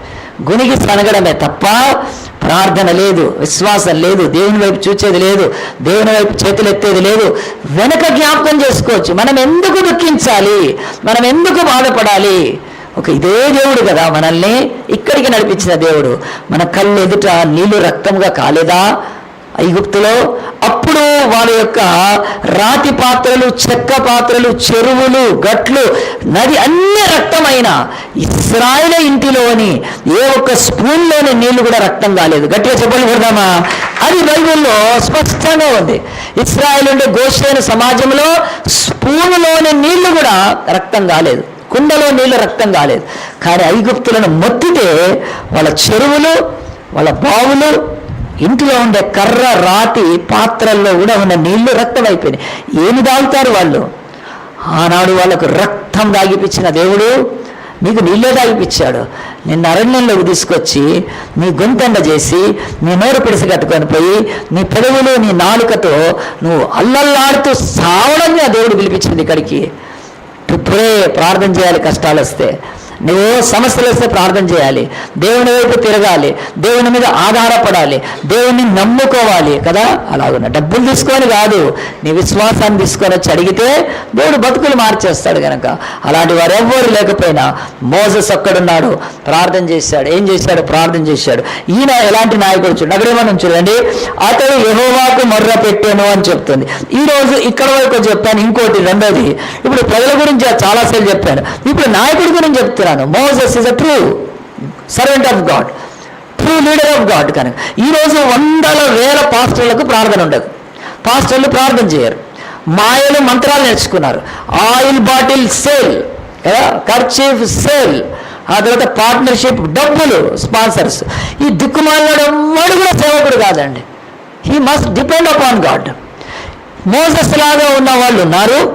దిక్కుమాలిన వాళ్ళ యొక్క సమస్తాన్ని నమ్ముకొని, నేను నమ్ముకొని టీవీలో కనిపించే ఈ దొంగ బోధకులు, గార్డెన్లలో వేల మంది వచ్చే ఈ దొంగ బోధకులు ఇట్లే ఉండంగా మిడిల్లో ఇంకోళ్ళు ఉన్నారు. ఆ మిడిల్ గురించి చెప్పాలి. వీళ్ళు నా అటు కాదు ఇటు కాదు, గరకగా నా ఘాటుగా అన్నట్టు. అంటే నా ఆడ కాదు మగ కాదు, అంటే మధ్యలో మాడాన్యా కాదు. వీళ్ళు ఇంకా ఇంకో రకం. ఏ రకం అది? వీళ్ళు జ్ఞానవంతులు. వీళ్ళు ఏం చేస్తారంటే మోసేలాగా ప్రార్థన చేయరు, లేకపోతే ఇంకొకలాగా పనికిమాలలాగా ఏదో ఒక వ్యాపారాలు చేయరు. కానీ వీళ్ళు ఏం చేస్తారంటే వింతైన ఆలోచనలు. మనం ఏం చేద్దాం, ఇంతమందితో విత్తే ఇంత వస్తుంది, ఇంత చేస్తే అంత వస్తుంది, లెక్కలు పెడతారండి. అలాంటి పాస్టర్లు ఎంతోమందిని చూశాను నేను. సో అంటే క్యాలిక్యులేషన్స్ కంటే అంచనాలు వేస్తారు. కనుక యేసుప్రభు అరణ్యంలో కూర్చున్నాడు, సాయంత్రం అయిపోయింది, అందరికీ ఆకలిస్తుంది. యేసుప్రభు అన్నాడు ఇలా ఆహారం పెట్టాలి అన్నాడు. అప్పుడు శిష్యులు అన్నారు, ప్రభు టూ మచ్ చేయొద్దు అన్నారు. ఇవి నువ్వు అరణ్యంలో టూ మచ్ చేయొద్దు ఇక, ఏంటి నువ్వు ఇంతమందికి ఆహారం ఎక్కడి నుంచి తీసుకొస్తావు? తంతారు అన్న మనల్ని, వెళ్ళిపోదాం పదా అన్నారు. లేదు ఆహారం పెట్టాలన్నాడు. అప్పుడు ఒక ఫిలిప్ అని ఆయన వచ్చాడు. ఆయన ఒక టైప్ ఆఫ్ శిష్యుడు అన్నాడు, ఇదిగో నేను చెప్తున్నా క్యాలిక్యులేషన్స్. ప్రభు అన్న చెప్పేదంతా బాగానే ఉంది, very good very good very good very good very good. వీళ్ళందరికీ రొట్టెలు పెట్టాలంటే 200 దేనారాలు కావాలి. సరే 200 దేనారాలు మన దగ్గర ఆఫరింగ్స్లో కానీ అక్కడిక్కడ చేసినా, ఇప్పుడు మార్కెట్కి వెళ్తే అన్ని బ్రెడ్ ప్యాకెట్లు దొరుకుతాయా కదా? అంటే అన్ని రొట్టెలు అప్పుడు అమ్ముతారా? దొరకదు. 5,000 మందికి ఎవడు అమ్ముతాడు రొట్టెలు అంత ఫాస్ట్గా? మనం ఈరోజు బావర్చికి ఆర్డర్ ఇస్తేనే సాయంత్రానికి వస్తుంది కదా. కష్టం అండి, కష్టం, చాలా కష్టం అని క్యాలిక్యులేషన్ చేస్తున్నాడు. కానీ యేసుప్రభు అన్నాడు, ఇక్కడే రొట్టెలు మీరే పెట్టాలని. మనమే పెడదామన్నాడు. వాళ్ళకి అర్థం కాలేదు. సో దేవుడు, మన దేవుడు, ఆయన అన్నీ ఉన్న చోట చేస్తే ఆయన దేవుడు ఏమిటండి? ఏమీ లేని చోట చేసే దేవుడే కనుక ఆయనకు ఆశ్చర్యకరుడు పాట పాడతాం. గట్టి చెప్పలు పెడదామా? ఆశ్చర్యకరుడు ఆయన. అంతే, ఆయన ఆశ్చర్య కార్యాలు చేస్తాడు ఆయన, అంతే, ఇంకేమీ లేదు. కనుక అరణ్యంలో నీ క్యాలిక్యులేషన్లు పక్కనని చెప్పి 5 రొట్టెలు తీసుకొని పెట్టిన దేవుడు అరణ్యంలో నీళ్ల కొరత తీర్చాలి కనుక సేవకుల్లో ప్రార్థించే వాళ్ళు ఉంటారు. కొంతమంది సేవకులు ఇవి వదిలేసేయండి, వ్యాపార సేవకులు, దానికి దీనికి డబ్బులు, మధ్యస్థ సేవకులు ఉంటారు. వాళ్ళు కొంత ప్రార్థన చేసినట్టు చేస్తారు, కానీ మళ్ళీ సొంత జ్ఞానం ఉపయోగించి అట్లా చేస్తే ఇట్లా, ఇంత వేస్తే ఇంత, అంత వేస్తే అని చెప్పి ఏదో అడ్జస్ట్మెంట్లు చేస్తారు. కనుక అలాంటి అడ్జస్ట్మెంట్లు కూడా బైబిల్లో ఏమీ లేవు. ఎందుకంటే అరణ్యంలో ఏ అడ్జస్ట్మెంట్ చల్లదు. ఏం చెల్తుందండి కదా? నువ్వు అడవిలో నీ టైర్ పంచర్ అయింది, ఏం అడ్జస్ట్మెంట్ అవుతుంది? ఏమీ కాదు కదా, అవుతుందా? ఏమీ కాదు. కనుక ఎగ్జామ్స్ చదవలేదు, మధ్యలో ఎవరేం చేస్తాడు? ఏం జరుగుతుంది? ఎవరో వస్తారని, ఏదో చేస్తారని ఎదురు చూడకు పాట కూడా ఉంది కదా. ఎవరు రారు అరణ్యంలో. దేవుడు చెప్తున్నాడు, మోషే తప్ప ప్రార్థన తప్ప ఇంకేమీ లేదు. ఆయన ఎలాంటి ఏర్పాట్లు చేసుకోలేదు. సింపుల్గా ప్రేయర్ చేస్తే, నువ్వు ప్రార్థన చేస్తే దేవుడు ప్రత్యక్షత ఇస్తాడు. రాసి పెట్టుకోండి, ప్రార్థనకే ప్రత్యక్షత. When you pray God will relieve everything. అంటే ఏం చేయాలో దేవుడు ఇచ్చేస్తాడు. చూడండి, కొంచెం చిన్న మాట. అతడు యెహోవాకు మొరపెట్టాను, అంతటి యెహోవా అతనికి ఒక చెట్టును చూపాను. ఒక చెట్టును చూపాడండి. చెట్టును చూపి ఏం చేశాడంటే, అది ఆ నీళ్లలో వేయమని చెప్పాడు. నీళ్లలో అప్పుడు మోషే ఏం చేశాడు? కొంతమంది మనుషులు తీసుకొని, ఏం చేస్తావు మోషే అన్నాడు. మీకు ఎందుకు కదా గబరానాహి, మీరేం బాధపడద్దు కదా, అంతా ఓకే అవుతుంది, మీరు గమ్మునుండండి అని చెప్పి ప్రార్థన చేయండి. దేవుడు ఆయనకు ఒక చెట్టు చూపించాడండి, క్లియర్గా చెట్టు చూపించాడు. ఆ చెట్టును చూస్తూ ఉన్నాడు. పచ్చటి చెట్టు, చాలా అందంగా ఉంది, చాలా శ్రేష్టంగా ఉంది, చాలా బాగుంది. ఆ చెట్టును దగ్గరికి వెళ్ళి ఇశ్రాయేలీల నాయకులు కూడా వెళ్తే, ఈ చెట్టు నరకండి అన్నాడండి. పచ్చడి చెట్టు నరికేసి పారేశారండి. నరికేసిన తర్వాత ఏం చేయాలంటే తెచ్చి నీళ్ళలో వేయమన్నాడు. అంతే, నీళ్ళలో వేస్తే అప్పుడు ఇశ్రాయేల్ సార్వ సమాజంలో చాలామంది సన్నాయి నొక్కులు నొక్కే వాళ్ళు ఉంటారు కదా. అంటే సన్నాయి నొక్కులు అంటే వినిపించి వినిపించినట్టు. సన్నాయి నొక్కు అంటే రాసి పెట్టుకోండి, ఇది కూడా వినిపించి వినిపించినట్టు, బాధ పెట్టినట్టు పెట్టినట్టు కదా సన్నాయి నొక్కులు అంటే. ఇప్పుడు పెద్ద ట్రంపెట్ ఊదారనుకొని బుర్ర అని పెద్ద ఊదొచ్చండి కదా. కానీ ఇది అట్లుగా సన్నాయి నొక్కులు ఊది ఊదినట్టు, నొక్కి నొక్కనట్టు నొక్కుతుంటాడు కదా. అలాగే చాలామంది కామెంట్ చేస్తారు, కానీ తిట్టినట్టు కాదు, పొగిడినట్టే ఉంటుంది, పొగిడినట్టు కాదు, అంటించినట్టే ఉంటుంది, అంటనట్టు కాదు, పీకినట్టే ఉంటుంది కానీ తాకినట్టు కాదు. ఈ ట్రైనింగ్ అయితే బాగుందండి. కాదు, చెవులకు వినిపించినట్టే ఉండాలి, కానీ వినిపించినట్టు ఉండాలి, వేసేది మాత్రం వేసేసినట్టు ఉండాలి. సన్నాయి నొక్కులు అండి కదా, బాగా ట్రైనింగ్ అయ్యారు. అసలు ఏ ఫస్ట్ క్లాస్ నుంచే నేర్చుకుంటారేమో, ఎందుకంటే వాళ్ళ మమ్మీ డాడీ దగ్గర నుంచి వస్తాయి అవి. అక్కడి నుంచి వచ్చారు, పెరిగేవారు పర్ఫెక్ట్ అయిపోతారు సన్నాయి నొక్కులు కదా. అలాగే ఈ ఇశ్రాయేల్లో కూడా సన్నాయి నొక్కులు చాలామంది ఉన్నారు. వాళ్ళు వెనక నుంచి ఇదేంద్రా చెట్టు పట్టుకుంటున్నాడు, చెట్టు నీ చెట్టు నలితే ఏమొస్తుంది, నీళ్ళు ఎట్లా అవుతాయి అని చెప్పి సన్నాయి నొక్కులు నొక్కుతూ ఉన్నా. కానీ దేవుడి బిడ్డలకు ఇంకొక నాయకులకు ఒక లక్షణం ఏంటంటే, ఏ సన్నాయి నొక్కులు పట్టించుకునేవాడే నాయకుడు అండి. వాడు నాయకుడు కాలేడు. సన్నాయి నొక్కులు ఒకవేళ పట్టించుకుంటే గల్లాలు పట్టుకొని కొట్టుకోవాల్సి వస్తుంది. కనుక ఏ నాయకుడు కాదు. ఎందుకంటే దేవుడు నాయకులకు ఇచ్చాడు. నీవు కీడును సహించేవాడు అయితేనే నువ్వు దేవుని సేవకుడు. ఇచ్చాడండి, మాకు చెప్తాడు, నువ్వు కీడును సహించాలి కదా. ఎందుకంటే యేసు ప్రభు కాళ్ళు చేతుల్లో మేకులు కొడితేనే సహించాడు ఆయన. కనుక మీరు కీడును, ఆఫ్టర్ ఆల్ ఈ సన్నాయి నొక్కులు, బ్యాక్ బైటింగ్ కదండి. ఇక్కడ చర్చిలో చెప్పిన మాటలు మళ్ళీ ఎవరికో పోయి చెప్పడము, వాలంటీర్స్ మీటింగ్లో మాట్లాడిన మాటలు కూడా వాలంటీర్స్ మీటింగ్ రాళ్ళకి వెళ్ళి అపార్థాలు అవుతూ ఉంటాయి. కనుక సిగ్గుపడుతున్నాం, ఎన్ని సంవత్సరాలు అయినా కానీ ఆ మాటలు మార్చుకోలేని వాళ్ళు ఇంకా చర్చిల్లో వాలంటీర్స్గా కానీ లేకపోతే ఉండడం చాలా దుఃఖకరం. ఏదైనా ఒక మాట మాట్లాడగానే బయటికి వెళ్ళిపోతుంది. ఎందుకంటే బయటికి వెళ్ళి చేసేదేముంది కదా, ఇక్కడ ఏదన్నా ఓపెన్గా మాట్లాడుకోవచ్చు కదా. మనకి ఏమీ లేదు, యేసుప్రభు బట్టలిప్పి సిలువ వేశారు, ఇంకేమీ మనకు. కనుక అస్సలు అలాగున దేవుని బిడ్డలు అలాగున ఉండకూడదండి, బతకకూడదు. సో సన్నాయి నొక్కులు కానీ బ్యాక్ బైటింగ్ కానీ సేవకులకు అది దేవుడు ఇచ్చిన ఒక శక్తి. పట్టించుకోరు వాళ్ళు, అవసరమే లేదు, సిలువ ముందు పెట్టుకొని వెళ్ళిపోవాలంతే.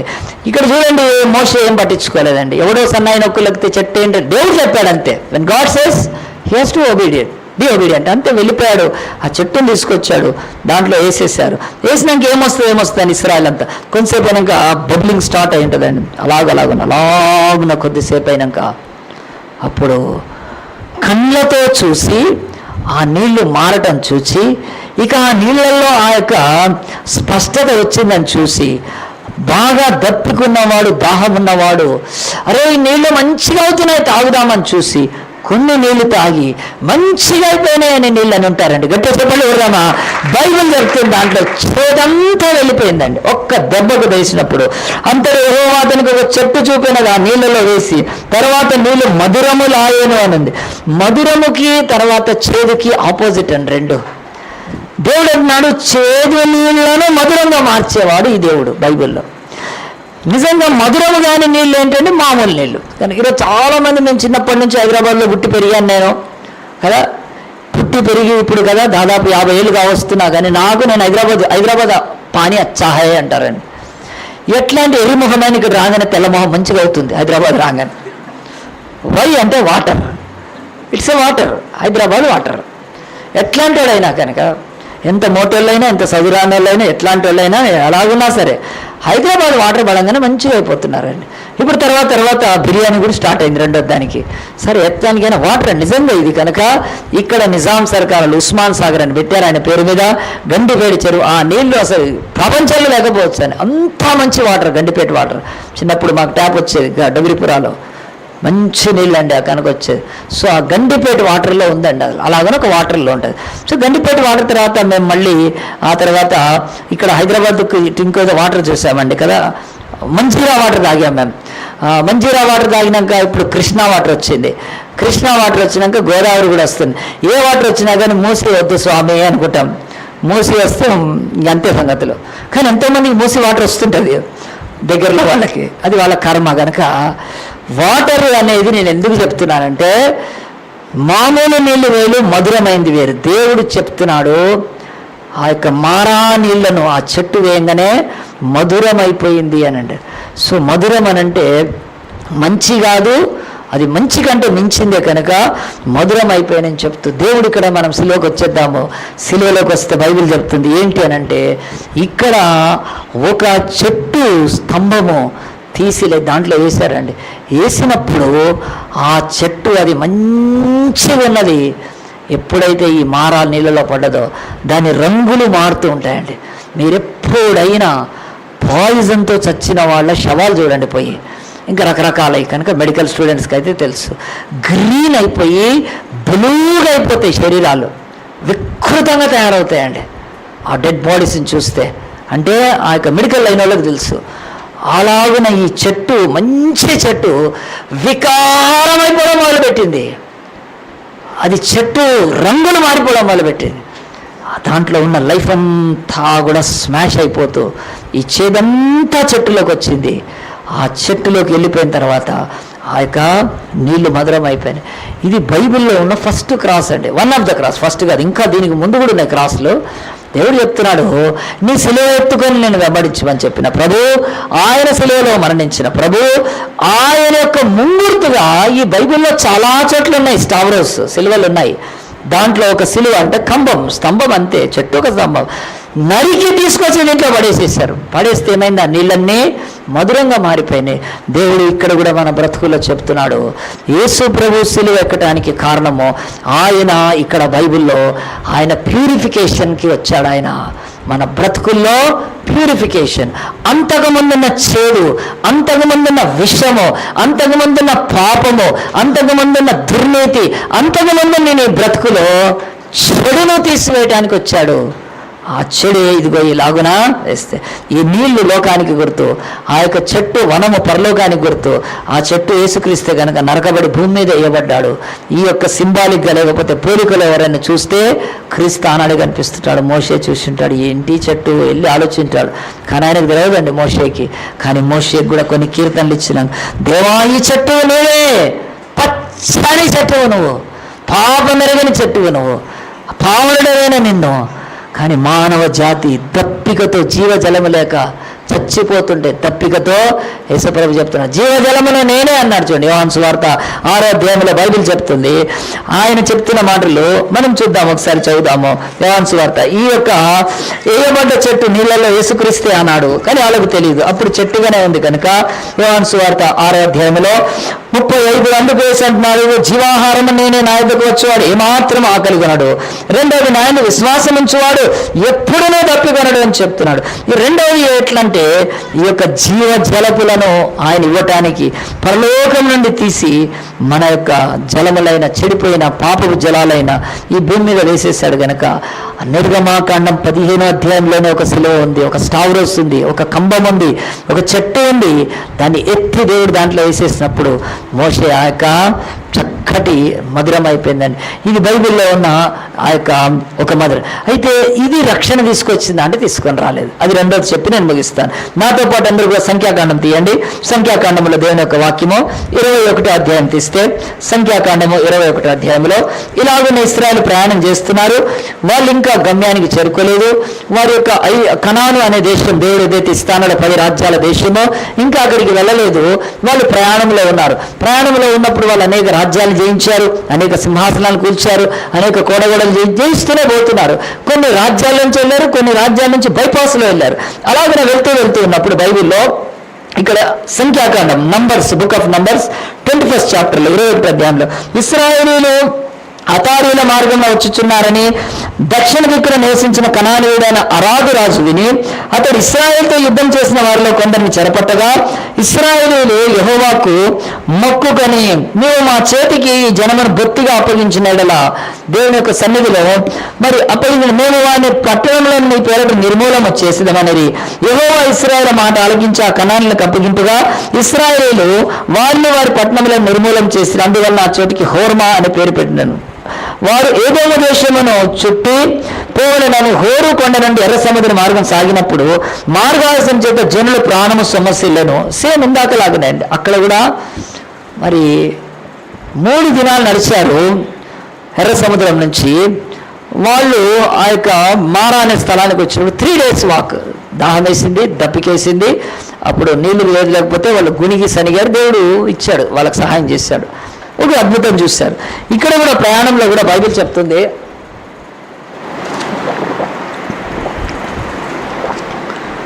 21వ అధ్యాయంలో వారు ఏదోం దేశం చుట్టుపోవాలని హోరు కొండ నుండి ఎర్ర సముద్ర మార్గం సాగిపోయినప్పుడు మార్గాలస్యం చేత జనుల ప్రాణం సమస్యలను కాగా ప్రజలు దేవునికి మోషేకు విరోధంగా మాట్లాడి, ఈ అరణ్యంలో చచ్చుచోట ఐగుప్తు నుండి మీరు మమ్మల్ని ఎందుకు రప్పించారు? ఇక్కడ ఆహారం లేదు, నీళ్లు లేవు, చవిసారం లేవి, ఈ అన్నపానాలు మాకు అసహ్యం అన్నారు. దేవుని వాక్యం చెప్తుంది. అలాగున ఆ మాటలు అన్నప్పుడు దేవుడు ఏం చేశాడండి? అప్పుడు నీళ్లతో పరీక్షించాడండి. నీళ్లు లేకపోతే వాళ్ళు ఏమంటారు అని చూశారు. గుణిగారు, శనిగారు, మోషే మీద, దేవుడి మీద. వాళ్ళు చాలా ఇప్పుడు చాలా అయిపోయింది, ఇయర్స్ అయిపోయింది. వీళ్ళు కొన్ని సంవత్సరాలు, 1 సంవత్సరం దాటేశారు. ఇంకా మోషే ఉన్నాడు. మోషే ఫస్ట్ 2 years వరకు వాళ్ళను లీడ్ చేశాడు. తర్వాత అంతా కూడా యెహోషువ లీడ్ చేశాడు. అయితే ఈ యొక్క మోషే లీడ్ చేస్తున్న కాలంలోనే వాళ్ళు 1 సంవత్సరం దాటి దేవుడిచ్చే పరలోకం నుంచి మన్నా తింటూ దేవదూతల ఆహారము, బండ నుంచి అప్పుడప్పుడు నీళ్ళు ఇస్తే తాగుతూ కూడా ఉన్నారు ఇలాగున. కానీ ఇంత దూరం వచ్చిన తర్వాత, ఇన్ని రోజులు వచ్చిన తర్వాత, ఇంతకాలం అయిన తర్వాత వాళ్ళు ఇంకా గొలుగుతున్నారండి, ఇంకా వ్యతిరేకంగా మాట్లాడుతున్నారు. మనం కూడా క్రిస్టియన్ ఫెయిత్లో మొదట్లో నమ్ముకున్నాం ప్రభువుని. కొన్ని సంవత్సరాల వరకు మనకు అంత ఏమీ లేదు, అప్పుడు ఏదో బాధపడ్డాం. కానీ కొన్ని సంవత్సరాలు అయినాక నేను నుంచి ఎక్స్పెక్ట్ చేస్తారండి దేవుడు ఖచ్చితంగా. ఇప్పుడు కూర్చున్న వాళ్ళందరూ కూడా మీరు ఒక్కసారి మీ అంతరాత్మతో అనుకోండి, మీరు ఎన్నేళ్ళైంది రక్షణ పొంది? మీ ఏజ్ ఎంతో తెలుసు, మీ ఆధార్ కార్డు నెంబర్ తెలుసు, కానీ మీరు రక్షణ పొంది ఎన్నేళ్ళు అవుతుంది? పక్క వాళ్ళని అడిగి చూడండి అంటారు. చాలామందికి అంతే. ఏం తెలుసు? ఆ పాస్టర్కి తెలుసు, ఇచ్చాడు బాప్తిసం ముంచి నీళ్ళల్లో. చాలామంది తెలియదు. నేను చెప్తాను 33 years అండి. నేను ఇప్పుడు 33 సంవత్సరాలు నేను రక్షణ పొంది. కరెక్ట్గా నాకు ఏ గుర్తున్నకుండా నా ఎవ్రీ ఇయర్ స్పిరిచువల్ ఇయర్ నేను లెక్క పెట్టుకుంటాను, బర్త్డే చేసుకుంటాను. ఎందుకంటే నేను పోతుంది ఏంటో నాకు తెలుసాను. అందుకే నా ఏజ్ ఎంత, తర్వాత నాకు మ్యారేజ్ అయ్యి తర్వాత ఇంకా ఇవన్నీ తర్వాత అండి. ఇవన్నీ గుర్తుండాలి, అదే తప్పు కాదు. కనీసము నీ రక్షణ సంవత్సరాలు ఎన్ని, ఈరోజు నీ బ్రతుకులోని సంవత్సరాలు ఎన్ని. కనుక బైబిల్లో ఉంది దానికి. నా దగ్గరకు వచ్చిన బైబిల్ కాలేజీలకు బైబిల్ స్టూడెంట్ మస్తు నేర్పిస్తాను నేను. ఈ మాట ఎవరన్నారండి? ఫరో రాజు అడుగుతాడు యాకోబుని, అయ్యా నీ వయసు ఎంత అంటే, అప్పుడు యాకోబు ఏం చెప్పాడు? మీరు హోంవర్క్ చేయండి, చేసి తీసుకొని రండి. ఎవరు? ప్రణతియా? ఎవరు? నాన్న ప్రణతినేనా? వెరీ గుడ్ నాన్న. ముందు యాకోబు చెప్తాడు, మీరు రాయండి, వచ్చేవారం రాసి తీసుకొని రండి. మనిషి బ్రతుకు ప్రయాణమే. కనుక యాకోబు చెప్తాడు, నీ లైఫ్ ఎంత, నీ సర్వీస్ ఎంత, నీ వెడ్డింగ్, నీ మ్యారేజ్ అయిన సంవత్సరాలు, నువ్వు ఈ డ్యూటీలో జాయిన్, ఇది కాదు. నీ బ్రతుకులో నువ్వు రక్షణ పొంది రక్షణ మార్గంలో వచ్చి ఎన్నేళ్ళు అయింది తెలుసుకోవాలి. దేవుడు నిన్ను ఎక్స్పెక్ట్ చేస్తాడు. నువ్వు మంచి ప్రార్థన, మంచి విశ్వాసం, మంచి భక్తి, మంచి దాతృత్వము, మంచి నీతి, మంచి పరిశుద్ధత, మాటల స్పష్టత, దేవుని యొక్క ప్రేమ, ఇవన్నీ నీలోకి తీసుకొని రావడం నడిపిస్తున్నాడు దేవుడు. ఒక పిల్లడు పుట్టాడు, సంవత్సరాన్ని నడకపోతే ఏం చేస్తుంటారండి? మొత్తుకుంటూ ఉంటారు తల్లిదండ్రులు, మా వాడు నడవట్లేదు అని కదా, మాట్లాడలేదు అని మొత్తుకుంటారు తల్లిదండ్రులు, బాగుల చుట్టూ తిరుగుతారు. కానీ ఆధ్యాత్మిక జీవితంలో మరి ఒక తల్లిదండ్రులుగా, పాస్టర్స్గా మాకుంటుంది ఆ బాధ. అరే వీళ్ళకి ఏమి రావట్లేదే, ఇంకా కుండుతున్నారే, ఇంకా పాకుతున్నారే, ఇంకా దొర్లుతున్నారే, అయ్యో ఇంకా పిచ్చి పిచ్చిగా మాట్లాడుతున్నారే, ఇలా మాట స్పష్టత ఎప్పుడు, ఇలా నడక స్పష్టత ఎప్పుడు, ఫెయిత్లో బాధపడతామండి. అలాంటి పాస్టర్ నేనైతే, నాకు ఇక్కడ వచ్చేవాడు ఏం చేసేది ఏమీ లేదండి. You must be spiritual soldier, you should become warfare, యుద్ధంలో ఉండటానికి ఆ స్థితికి రావాలండి. కనుక అలాగున్న దేవుడు ఇక్కడ ఇప్పుడు కూడా మళ్ళీ అక్కడ ప్రాబ్లం వచ్చింది, వాటర్ ప్రాబ్లమే వచ్చింది. ప్రయాణం చేస్తే వాళ్ళకి నీళ్లు లేవు హోర్మా దాటినాక. అప్పుడు వాళ్ళు ఏం చేస్తారని చూస్తే వాళ్ళ నోటి నుంచి గుణుగుడు సనుగుడు వచ్చిందండి. గుణుగుడు సనుగుడు మళ్ళీ వాళ్ళు చూడండి, ఆ యొక్క కాగా ప్రజలు దేవునికి మోషేకు విరోధంగా మాట్లాడి 5th verse, ఈ అరణ్యంలో చచ్చుటకు ఐగుప్తుల నుండి మీరు ఈ చావటం ఏంటండి? ఇది ప్రతిరోజు తెలుసా వీళ్ళ నోట్లో ఏముండే తెలుసా, మేము ఎందుకు సావకపోతే ఇదేంటి సాగుకోలేరా బాబు, ఎప్పుడు చూడు తెలుసా చాలామంది నోట్లో ఇది ఉందండి. దేవుడు ఆ నోటిని పెదాలను మార్చడానికి ఇష్టపడతారు కదా. అసలు చావాలి అని అనుకోండి అండి, వీళ్ళు చావాలి అనుకున్నాడు అనుకోండి దేవుడు, మోసేని వదిలిపెట్టి, మోసే ఫ్యామిలీని వదిలిపెట్టి వీళ్ళే చావాలనుకున్నప్పుడు దేవుడు హాయిగా ఎర్ర సముద్రం మీరు వదిలేస్తే ఏమయ్యారండి? కీమా అయ్యేవాళ్ళు. 600 మంది సైనికులు బయలుదేరి వచ్చారు. కొంతమందిని భూమి మీద, కొంతమంది సముద్రంలో చంపేవాళ్ళు, హాయిగా చచ్చేవాళ్ళు కదా. దేవుడు అంత సైన్యం నుంచి కాపాడి సముద్రం చావటానికి పిలవలేదండి దేవుడు. మనం అందరం కూడా బాధపడి చావటానికి కాదు చర్చికి వచ్చింది, నమ్మండి. మన మహిమకు దేవుడు సిద్ధపరుస్తున్నాడు. ఆ సంపేదత ఉంటే నేను విగ్రహాలు వదిలేస్తే చచ్చిపోతావు, విగ్రహారాధనలోనే. నువ్వు ఏ పాపంలో ఉంటే ఆ పాపంలో వదిలేస్తే నువ్వే చచ్చిపోతావు. నువ్వు ఇంకా నిన్ను చర్చికి తీసుకొచ్చి చంపడం ఎందుకు? దేవుడు చర్చికి తీసుకొచ్చి చంపుతాడా? అదేంటండి, అది చాలా తప్పు కదా. అది దేవుని అట్లా మాట్లాడుతున్నారు. దేవుని నమ్ముకున్నాక అలాంటి అవిశ్వాసం మాటలు మాట్లాడుతున్నారు. తప్పు అండి. బైబిల్ చెప్తుంది ఇలా మాట చచ్చుటకు అంటున్నారు. అరే మిమ్మల్ని సావటానికి తీసుకొచ్చానా అని దేవుడు అంతా వేదన చెంది ఏం చేశాడు తెలుసా అండి? చచ్చు అన్నారు కదా. అప్పుడు దేవుడు ఏం చేశాడంటే ప్లీజ్ అన్నాడు. అంతే, ప్లీజ్ అనగానే ఏమొచ్చినాయో చూడండి. అక్కడ ఒక్క మాట దేవుడు ఆజ్ఞకు, ఇక వాళ్ళు అంటారు చచ్చుటకు ఐగుప్తులంటే మమ్మల్ని ఎందుకు రప్పించావు, ఇక్కడ ఆహారం లేదు, దొంగ మాటలు, ఆహారం దేవదూతలు తినే ఆహారం తింటారు, నీళ్లు లేవు, వాళ్ళు మంచి మధురమైన నీళ్ళు, అది అబద్ధాలు, చవిసారం లేని అన్నం మాకు అసలు చవిసారం లేని అది రోజు తింటున్నారు, మళ్ళీ చవిసారం లేదంటున్నారు. తర్వాత అందుకు యెహోవా ప్రజలలోనికి తాపకరములైన సర్పములను పంపెను, అవి ప్రజలను కరవగా ఇశ్రాయేలు అనేకులు చనిపోయిరి. ఎందుకు? చచ్చు అంటే మరి సావుకేమవుతారు? చావు కోరుకోకూడదండి అసలు. మేము సస్తే బాగుంటుంది అనుకున్నారు. దేవుడు అంటున్నాడు ఓకే సస్తే బాగుంటుంది కదా, మామూలుగా ఎందుకు చావాలి? పాములు కాటేస్తుంటుంటే, ఆ విష సర్పము కాటేస్తుంటే, ఎగిరే సర్పాలు కాటేస్తుంటే విలవిలలాడుతూ చంపాడండి కొంతమందిని. ఎందుకంటే దేవుడికి అంతా కోపం వేసిపోయింది. దేవుడు నడిపించి పగలు మేఘస్తంభం, రాత్రి అగ్నిస్తంభము, ఆ యొక్క దేవదూతలు తినే ఆహారము, ఆ తర్వాత బండ నుంచి మధురమైన జీలాలు, కొండబండ నుంచి తేనె, చెకుముకి రాతి నుంచి నూనెని జురింపజేసి నడిపిస్తుంటే ఎప్పుడు కష్టం వచ్చినా రాంగా మాట్లాడడం ఏంటి? మన బ్రతుకుల్లో, క్రైస్తవ బ్రతుకుల్లో శ్రమలు వస్తాయి. శ్రమలు వచ్చినప్పుడు మనం ఏం చేయాలంటే మంచిగా హెడ్డింగ్తో రాసి పెట్టుకోండి, ఒక రెడ్ పెన్తోటి, తాపకరమైన సర్పములు రాకుండానట్లు నేను మాట్లాడకుందును అని అనుకుంటే చాలా బెటర్. ఈ నోటితోటి దేవుడు తాపాలను కదా, ఆ తాపాలు అవి కాటేస్తే లక్షలు ఖర్చు అయిపోద్ది మనకు. గుర్తుపెట్టుకోండి, మామూలు కాదు, ల్యాక్స్లో ఖర్చు అయిపోతుంది, వైద్యం ఉండదు వాటికి. కనుక అలాంటి తాపకరమైన సర్పాల చేత కాటేసి చస్తూ ఉన్నప్పుడు అప్పుడు దేవుని యొక్క సన్నిధిలో చూడండి, కాబట్టి ప్రజలు మోషే వద్దకు వచ్చి మేము యెహోవాకును నీకునే విరోధంగా మాట్లాడి పాపం చేసితిమి, యెహోవా మా మధ్య నుండి సర్పములను తొలగించినట్లు ఆయన వేడుకొండ్రి కదా. ప్రార్థన ఎప్పుడు చేస్తారండి? సర్పాలు కాటేస్తే. సో చాలా మందికి పాములు కాటేస్తేనే వస్తారా ప్రార్థనకి? ఆ పని చేయకండి, అట్లా ఉండకండి కదండి. బైబిల్ చెప్తుంది వాళ్ళ బతుకు స్థితి చూసి మనల్ని నేర్చుకోమని చెప్తుంది. కష్టాలు శ్రమలు భయంకరమైనప్పుడు ప్రార్థనలు కాదు.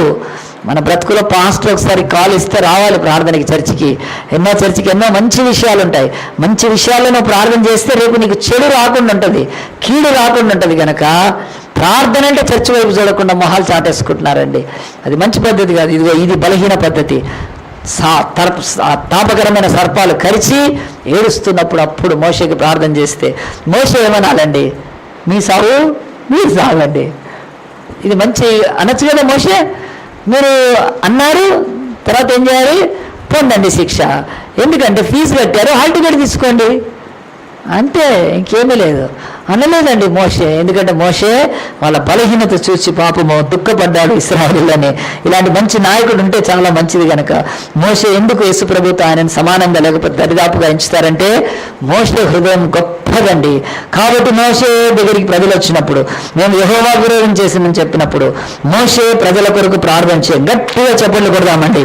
ఎవరో ఒకరు మన కొరకు ప్రార్థన చేయ, గట్టి కొడదాం. ఇంకా దేవుడు చెప్తున్నాడు, మోషే ప్రార్థన సర్పాలు వాళ్ళని కాటేస్తే వాళ్ళు తన దగ్గరకు వస్తే మీ సావు సావండి అని.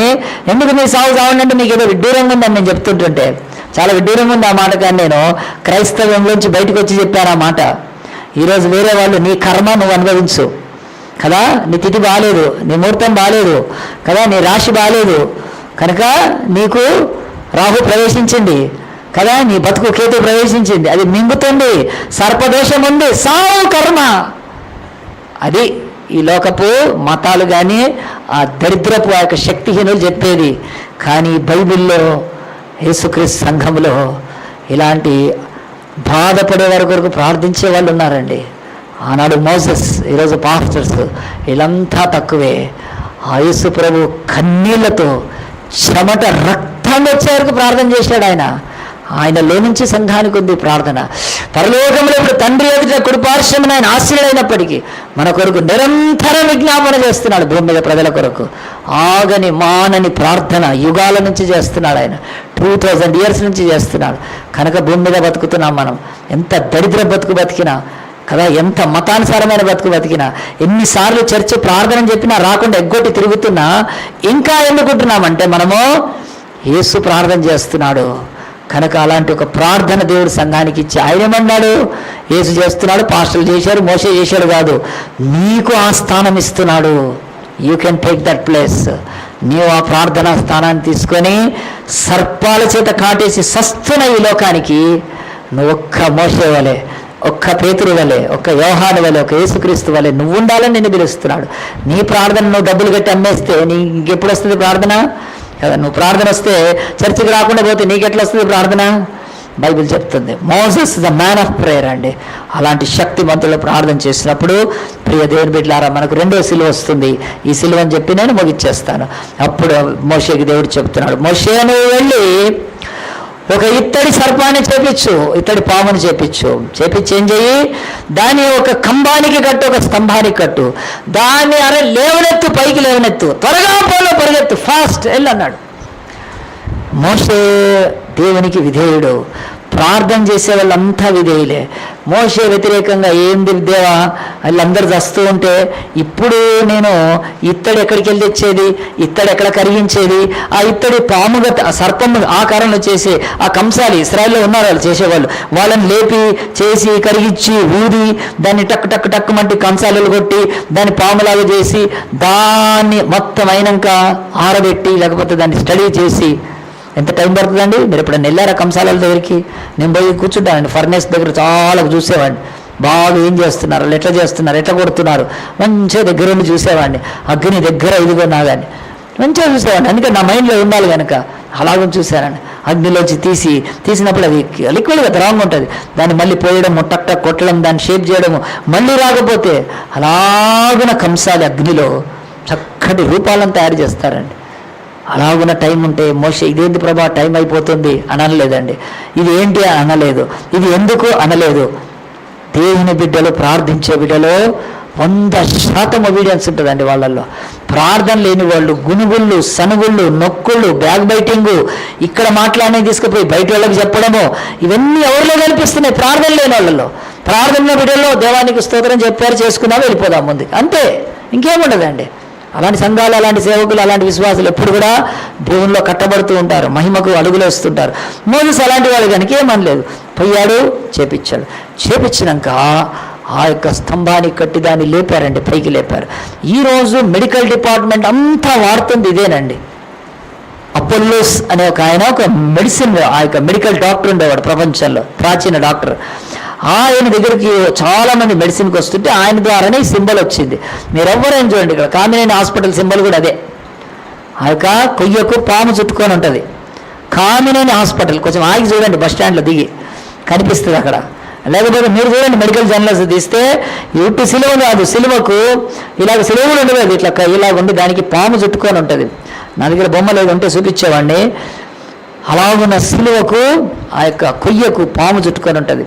అది ఈరోజు ప్రపంచంలో మెడికల్ డిపార్ట్మెంట్ వాడుతుంది. వరల్డ్ హెల్త్ ఆర్గనైజేషన్ కూడా ఆ సింబల్ని రికగ్నైజ్ చేసి ఉంటుంది.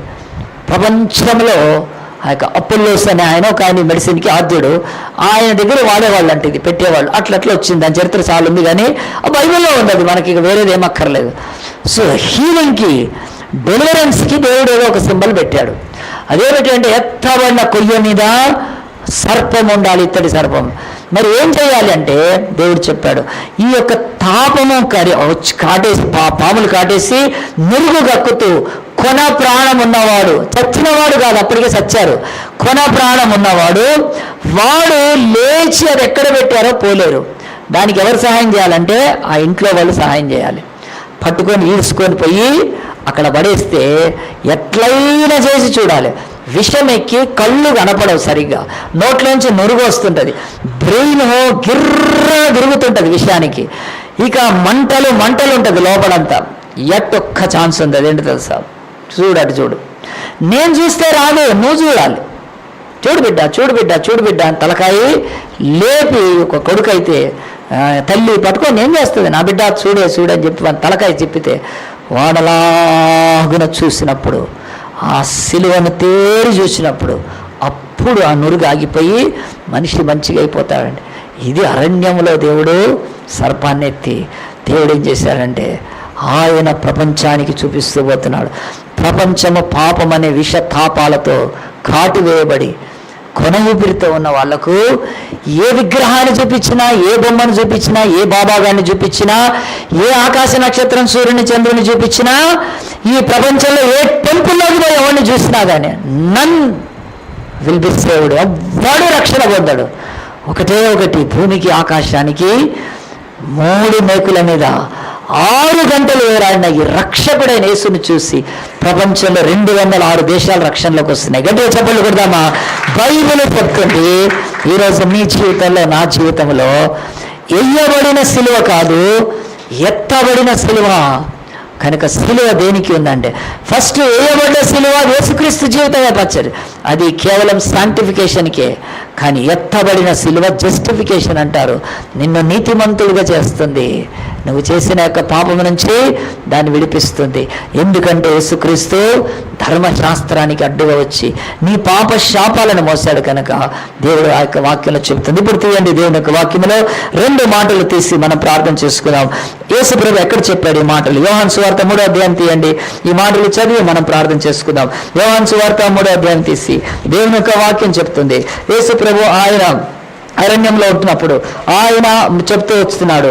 10వ వచనం, యేసు ఇట్లనెను ఇశ్రాయేలుకు బోధకుడు నుండి వీటిని ఎరుగవా అని చెప్పి ఆయన 12వ వచనంలో 3:12 భూ సంబంధమైన సంగతులు మీతో చెప్తే మీరు నమ్మనప్పుడు పరలోక సంబంధం చెప్తే ఎలాగో నమ్ముతారు. 13వ వచనం, మరి పరలోకం నుండి దిగి వచ్చిన వాడే, అనగా పరలోకంలో ఉండే మనుష్య కుమారుడే, పరలోకంలో ఉండే చెట్టు యేసుక్రీస్తు, పరలోకంలో ఉండే జీవ వృక్షమే యేసుక్రీస్తు, పరలోకంలో ఉండే మహిమ కలిగిన కుమారుడే యేసుక్రీస్తు తప్ప పరలోకంలోకి ఎక్కిపోయిన వాడు ఎవడూ లేదని చెప్పి ఆయన వచ్చింది చెప్తున్నాడు, పోయింది చెప్తున్నాడు. చెప్పి 14 అంటాడు, అరణ్యంలో మోసే సర్పమును ఎలాగెత్తునో అలాగే విశ్వసించు ప్రతివాడు నశింపక ఆయన ద్వారా నిత్య జీవం పొందినట్లు మనుష్య కుమారుడు ఎత్తబడవలెను. ఎత్తబడాలంటే ఏమి కావాలంటే సిలువ కావాలి. కనుక యేసు ప్రభు ఏం చెప్తూ వచ్చాడంటే, నేను సిలువను ఎక్కుతాను. సిలువ అది దేనికి గుర్తు అని అంటే బైబిల్ ఇక్కడ చెప్తుంది, నీ పాపానికి నీ శాపానికి అది చెల్లించిన క్రయధనము గనక దేవుడు అంటున్నాడు నీకు అక్కడ నీతిని అనుగ్రహిస్తున్నాడు. చాలామంది ఇంకా కొన్ని మాటలు చెప్పారు సార్. ఈ యొక్క కర్ర ఏదైతే ఉందో, సిలువ అనే ఆ యొక్క చెక్క మనల్ని రక్షించలేదు, మేకులు మనల్ని రక్షించలేదు, ముళ్ళ కిరీటం మనల్ని రక్షించలేదు, ఆయనను రోమా సైనికులు పొడిచిన బల్లెము పోటు నిన్ను రక్షించలేదు. గుర్తుపెట్టుకోండి, సీరియల్గా చెప్తున్నాను. పాదాల నుంచి ఆ యొక్క తల నుంచి ఆయన ఎక్కిన కర్ర కొయ్య సిలువ రక్షణ కాదు, ముళ్ళ కిరీటం నేను రక్షించలేదు, మేకులు నేను రక్షించట్లేదు, పక్కలో పోసిన బల్లెము నిన్ను రక్షించట్లేదు. నిన్ను ఏమి రక్షిస్తుంది అంటే దేవుడు యేసు ప్రభువు చేసిన బలియాగములోని ఆ యొక్క శాపము నిన్ను రక్షిస్తుంది. ఇది మీరు గుర్తుపెట్టుకుంటే చాలు ఈ రోజుకి message. Not this cross is not for a purification, it is not for a purification or sanctification, it is for justification. ఇది తీర్పు, నిన్ను తీర్చి న్యాయవంతుడిగా చేయటానికి బైబిల్లో. అందు గురించే ఆ యోహాను సువార్త 8వ అధ్యాయం తీయండి. దేవుడు యొక్క వాక్యం ఆ మాటలు చూచి అమ్మ మనం ప్రార్థన చేసుకుందాం. మీకు అర్థం కావాలంటే యేసు ప్రభు తెల్లవారి ఓలేలు కొండ నుంచి ఆయన ఎక్కడికి వచ్చాడు, దేవాలయానికి వచ్చాడు. దేవాలయం దగ్గర ఆయన కూర్చున్నప్పుడు శాస్త్రీయ పరిచయలు ఒక స్త్రీని పట్టుకొచ్చారు. స్త్రీని పట్టుకొచ్చి బోధకుడా ఈ స్త్రీ వ్యభిచారం చేయుచుండగా అని మరి పట్టబడింది, మోషే ధర్మశాస్త్రం ప్రకారం ఏం చేయాలి, రాళ్లు పెట్టి కొట్టాలి అన్నారు. అప్పుడు యేసు ప్రభు ఏం చేశాడంటే ఆయన మీద నేరం మోపాలని ఆయన శోధించాలని మోషే ధర్మశాస్త్రం ఏం వ్యతిరేకంగా మాట్లాడతాయి తీసుకెళ్లి కేసు పెడదామన్నప్పుడు యేసు ప్రభు వంగి నేల మీద ఏదో రాస్తున్నప్పుడు కొద్దిసేపు అయినాక వాళ్ళు అలాగనే మాట్లాడుతున్నా యేసు ప్రభు మౌనంగా ఉన్నప్పుడు ఆయన నువ్వేంటి మాట్లాడాలన్నప్పుడు చివరికి తలెత్తి అన్నాడు, మీలో పాపము లేనివాడు మొట్టమొదటి ఆమె మీద రాయి వేయమన్నాడు. మళ్ళీ నేల మీద వంగి రాస్తూ ఉన్నప్పుడు ఇది తెలియని వారు ఎవరున్నారండి? బైబిల్ ఏం జరిగింది ఇక్కడ?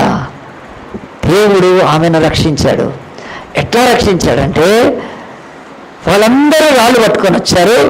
రాళ్ళు పట్టుకున్న సమూహం ఇటుంది. రాళ్ళతో కొట్టబడవలసిన ఈ స్త్రీ దాని పాపం చేసింది, పట్టబడింది కదా. డ్రైవింగ్ లైసెన్స్ లేకుండా రోడ్డు మీద డ్రైవింగ్ చేస్తూ పట్టుకుంటే రెడ్ హ్యాండ్ పట్టుకున్నట్టే.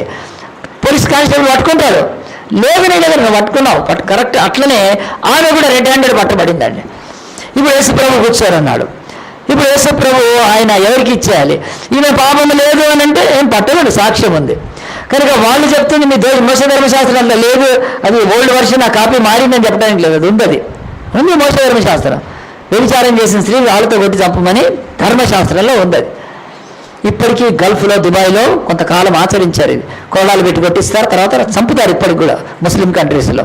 ఆ యొక్క షరియత్లో ఇది కూడా ఒకటి కలిపి ఉంది వాళ్ళకు అంతా కూడా. మరి అలాంటిది ఇప్పుడు యేసు ప్రభు ఏమన్నాడండి కదా, మంచిది. కొట్టబడడం మీరు ఏమి తప్పు కాదు, కొట్టబడవలసిన స్త్రీ విషయంలో కూడా ఏమి తప్పు లేదు. కానీ దేవుడు ఇంకొక మార్గం చూపిస్తున్నాడు. ఇంకో వే ఉందా ఏమి చెప్పాడు తెలుసు?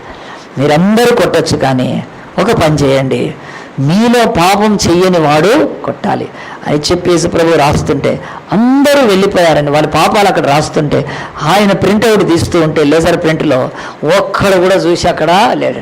నా పాపం బయటపడితే అది కప్పుకోలేక నేను సావాలి, నా పక్కోడి వైకి వెనకోడికి ముందోడికి అందరికీ తెలిసిపోద్ది నేను చేసే పాపాలు. ఇంకా యేసు ప్రభు బాహాటంగా నోరుతో చెప్తే అని చెప్పి దేవుడు ఏం చేశాడంటే రిటర్న్ ద లాకి రిటర్న్ సిన్ ఇచ్చి ఎల్లగొట్టేసేసాడు. రాతపూర్వకం ఉన్న ధర్మశాస్త్రాన్ని మీరు పట్టుకొని కదా మీ పాపాలు రాయబడలేదు అనుకుంటున్నారా? నేను రాస్తున్నాను. చెప్పండి, ఇప్పుడు మీకు పాపం లేకపోతే అప్పుడు ధర్మశాస్త్రాన్ని మీరేం చేయొచ్చు, నెరవేర్చి మీకు రాళ్ళు కొట్టచ్చు అని చెప్పి ఒక్కడు కూడా రాయకుండా వెళ్ళిపోయినప్పుడు ఏం జరిగిందండి ఇక్కడ? యేసు ప్రభు తలెత్తి అడిగాడు, అమ్మా ఎవరు నిన్ను కొట్టలేదా అంటే ఎవరు కొట్టలేదా అంటే నేను నిన్ను శిక్షించను. ఎవరు నన్ను శిక్షించను, నేను నిన్ను శిక్షించను అని ఆయనడు. ఇక నువ్వు పాపం చేయకుండా పోయి బ్రతుకు అని చెప్పాడండి. ఈ మాటల్లో ఈరోజు ఎత్తబడిన సిలువలో ఉందండి. ఈ మాట ఏముందనంటే బైబిల్ చెప్తుంది, యేసు ప్రభు మనల్ని కూడా సిలువ ద్వారా నీతిమంతులుగా చేసి ఆయన ఎప్పుడు కూడా ఒక రాంగ్ మాట మాట్లాడట్లేదండి. ఏంటో తెలుసా? ఆయన ఒక బ్యాడ్ పీపుల్ని, అంటే ఒక చెడ్డ వాళ్ళను వీళ్ళు మంచి వాళ్ళు అనట్లేదు యేసుప్రభు. శిలువ ద్వారా ఆయన మనల్ని మంచి వాళ్ళుగా చేయలేదు యేసుప్రభు. ఒక సిన్నర్, ఒక పాపిని అసలు పాపే కాదనట్లేదు. ఆయన మనల్ని నీతిమంతులుగా చేయడం అంటే ఏంటంటే చట్టపరంగా, చట్టబద్ధంగా మనల్ని విడుదల చేసేసాడు అంతే. ఆ మాట 2 కొరింథీ 5:21 అందరూ మీరు చెప్పాలి నాతోటి. ఇది చెప్తే మీకు సిలువ ఏంటో మంచిగా అర్థమయ్యి ఇంకెన్నడూ కూడా కన్ఫ్యూజ్ కాకుండా 2 కొరింథీయులకు రాసిన పత్రిక 5వ అధ్యాయంలోనే దేవుని యొక్క వాక్యము 21వ వచనంలో, ఎందుకనగా మనం ఆయన యందు దేవుని నీతి అగునట్లు పాపమెరుగని ఆయనను మన కోసము పాపముగా చేస్తానండి. అందరు చర్చ అంతా చెప్పాలని నేను మెల్లగా చదువుతాను. Thank you sister. ఎందుకనగా మనం ఆయన యందు దేవుని నీతి అగునట్లుగా పాపమెరుగని ఆయనను మన కోసము పాపముగా చేసెను. ఈ మాట ఎందుకు స్ట్రాంగ్గా తెలుసుకుని 2 సిలువలు చూపించాను ఈరోజు. నీళ్ళల్లో వేయబడ్డ సిలువ అది నీళ్లను మార్చింది తప్ప అది ప్యూరిఫికేషనే, శాంక్టిఫికేషనే. కానీ అలాగున కాకుండా జస్టిఫికేషన్ అంటే ఎత్తబడిన సిలువను బట్టి ఏం జరిగిందంటే నీవు సిలువను నమ్మడం ద్వారా నీతిమంతుడవయ్యావే కానీ పరిశుద్ధులో కాలేదు. ఈ మాట మనమన్నా నేర్చుకుంటే లోకానికి సరిగ్గా చెప్పగలుగుతాం. ఈరోజు యేసుని ఎవ్వరు నమ్మినా లోకం ఏమనుకుంటుంది తెలుసా? వీళ్ళు పరిశుద్ధులు అనుకుంటారు. పరిశుద్ధులు కాదు, నీతిమంతులు మాత్రమే. ఒక వ్యక్తి దొంగతనం చేసి పట్టుబడి నరహంతకుడై పట్టుబడి ఆ తర్వాత జైలుకి అప్పచెప్పబడి జైలు గోడల్లో నుంచి ఆ యొక్క కోర్టుకు వచ్చి కోర్టు బోన్లో నిలబడి జడ్జి ఒకవేళ ఆ కేసులో సాక్ష్యాలు లేవు, లేకపోతే నేరస్తుడే, కానీ కనికరం చొప్పున ఆ కేసు కొట్టేసిన తర్వాత అతడు ఇక ఖైదీ కాదు, విడుదలైపోవచ్చు అండి. మంచిగా వినండి. ఆ తర్వాత అతను బయటికి వచ్చిన తర్వాత అతడు ఏమైనట్టాడంటే ఆయన మీద ఉన్న కేసు మాత్రం కొట్టివేయబడింది అంతే తప్ప వాడొకప్పుడు దొంగ, వాడొకప్పుడు నరహంతకుడు. ఇప్పుడు నరహంతకుడు కాదని ఏమనట్లేదు, ఇప్పుడు దొంగ కాదని లేదు. ఒకప్పుడు చెడ్డవాడు, జైల్లోంచి బయటకు వచ్చాక కూడా చెడ్డవాడే. కానీ టెక్నికల్గా లీగల్గా ఒక్కటి జరిగింది ఏమిటంటే అతని కేసు కొట్టివేయబడింది. ఈ యొక్క 2 కొరింథీయులు 5:21 అది చెప్తుంది. మీరు యేసుక్రీస్తుని నమ్మక ముందు పాపులే, నమ్మినాక కూడా పాపులే. కానీ మీ పాపపు శిక్ష మాత్రం ఆయన తీసేశాడు. మీ పాపపు యొక్క క్రయధనం ఆయన చెల్లించి ఏమంటున్నాడు, నేను సర్టిఫికేట్ ఇస్తున్నా ఈరోజు నీతిమంతులు అని, మీకు రైచియస్ సర్టిఫికేట్ ఇస్తున్నాను అంతే. ఈ సర్టిఫికేట్ తీసుకెళ్తే నువ్వు హోలీ కాదు, నువ్వు రైచియస్ సర్టిఫికేట్ ఇస్తున్నా, మళ్ళీ నువ్వు పరిశుద్ధంగా బతకాలి. ఓ పాపాత్మురాలైన స్త్రీ, నిన్ను రాళ్లతో కొట్టి కుప్పగా చచ్చేదానివి, నేను ధర్మశాస్త్రానికి అడ్డు ఉండి ఆ రాళ్ళన్నీ నా మీద కొడతారు, ఆ యొక్క కొరడాలతో కొడతారు, మేకులతో కొడతారు, రక్తసిద్ధం అయిపోతాను. కానీ నిన్ను పవిత్రురాలు అనట్లేదు, నేను పావనరాలు అనట్లేదు. నువ్వేంటో తెలుసా? పాపివే. కానీ పాపపు శిక్షకు నేను సిలువలో ధర చెల్లించాను. ఇప్పుడు నీకు ఆ యొక్క శిక్ష, go and live Holi life అని చెప్తున్నాడు. 2 సిలువలు మనం గుర్తుపెట్టుకోండి. అందు గురించి యోహాను సువార్త 3వ అధ్యాయంలో యేసు ప్రభువు అన్నాడు, ఎత్తబడిన సిలువ, నేను ఎత్తబడితే లోకము చూస్తుంది, నీతిమంతులు అవుతారు. ఆ నీతిని కాపాడుకుంటే ఏం చేయాలి? మెల్లగా పరిశుద్ధులు కావాలండి. గలతీ 3:13 కూడా నాతో ఈ మాట చదివినాక నాతో చెప్పండి, తీయకపోయినా పర్వాలేదు. గలతీలకు రాసిన పత్రిక 3వ అధ్యాయంలో దేవుని యొక్క వాక్యం 14వ వచనంలో, ఆత్మను గురించిన వాగ్దానం విశ్వాసంలో మనకు లభించినట్లు అబ్రహాము పొందిన ఆశీర్వాదం క్రీస్తు ద్వారా అన్ని జనులకు కలుగుటకై క్రీస్తు మన కోసము శాపమై మనల్ని ధర్మశాస్త్రపు శాపం విమోచించను. ఇందుని గురించి ఏమందంటే, మ్రాను మీద, చెప్పండి అందరు నాతో, మ్రాను మీద వేలాడిన ప్రతివాడును శాపగ్రస్తుడు అని రాయబడి ఉన్నది. అందరం తల వంచి కళ్ళు మూసుకొని ఒక చిన్న మాట ప్రార్థన చేసుకుందాము. దేవుని సన్నిధిలో ఆ యొక్క ప్రార్థనకు ముందు కూడా ఒకవేళ వింటానంటే ఒక చిన్న ఇలస్ట్రేషన్ వినండి, బాగా గంభీరంగా వినండి. దేవుడి యొక్క సన్నిధిలో ఒక బానిసల గుంపు సంతలో పశువులు మేకలు అమ్మినట్టు అమ్ముతున్నారు. అలాగున ఒక బానిస అక్కడికి వచ్చాడు. ఆ బానిస ఏడుస్తున్నాడు, ఆ బానిస దుఃఖంతో ఉన్నాడు, ఆ బానిస బాధపడుతూ ఉన్నాడు. ఎందుకంటే అతని యజమాని అతన్ని క్రూరంగా కొడుతున్నాడు, హింసిస్తున్నాడు. చిన్నప్పుడే అమ్మా నాన్న నుంచి వేరైపోయాడు. చాలా కష్టాలు బాధలు పడుతున్నారు. మనుషుల్ని పశువులాగా కొట్టి అమ్మి సంతలో అమ్ముకునే ఆ యొక్క బానిసల కాలంలో జరిగిన సంఘటన ఇది. ఒక అబ్బాయి వచ్చాడు, తీసుకొచ్చారు. ఎప్పట్లాగో 2-3 ఏళ్ళు ఇంటి దగ్గర వాడుకుంటారు. ఆ యొక్క బానిస సంతలో పెట్టారు. ఇక వేలం స్టార్ట్ అయిపోయింది. పశువులు అలాగున ఆ పిల్లోడు అక్కడ కూర్చొని ఉన్నాడు. యవనస్తుడు మంచిగానే ఉన్నాడు. అప్పుడు ఆ యవనస్తుడు ఇక ఆ యొక్క యజమాని ఇదిగో ఎవడైనా కొనుక్కుంటాడా అని చెప్పి వేలం స్టార్ట్ అయింది.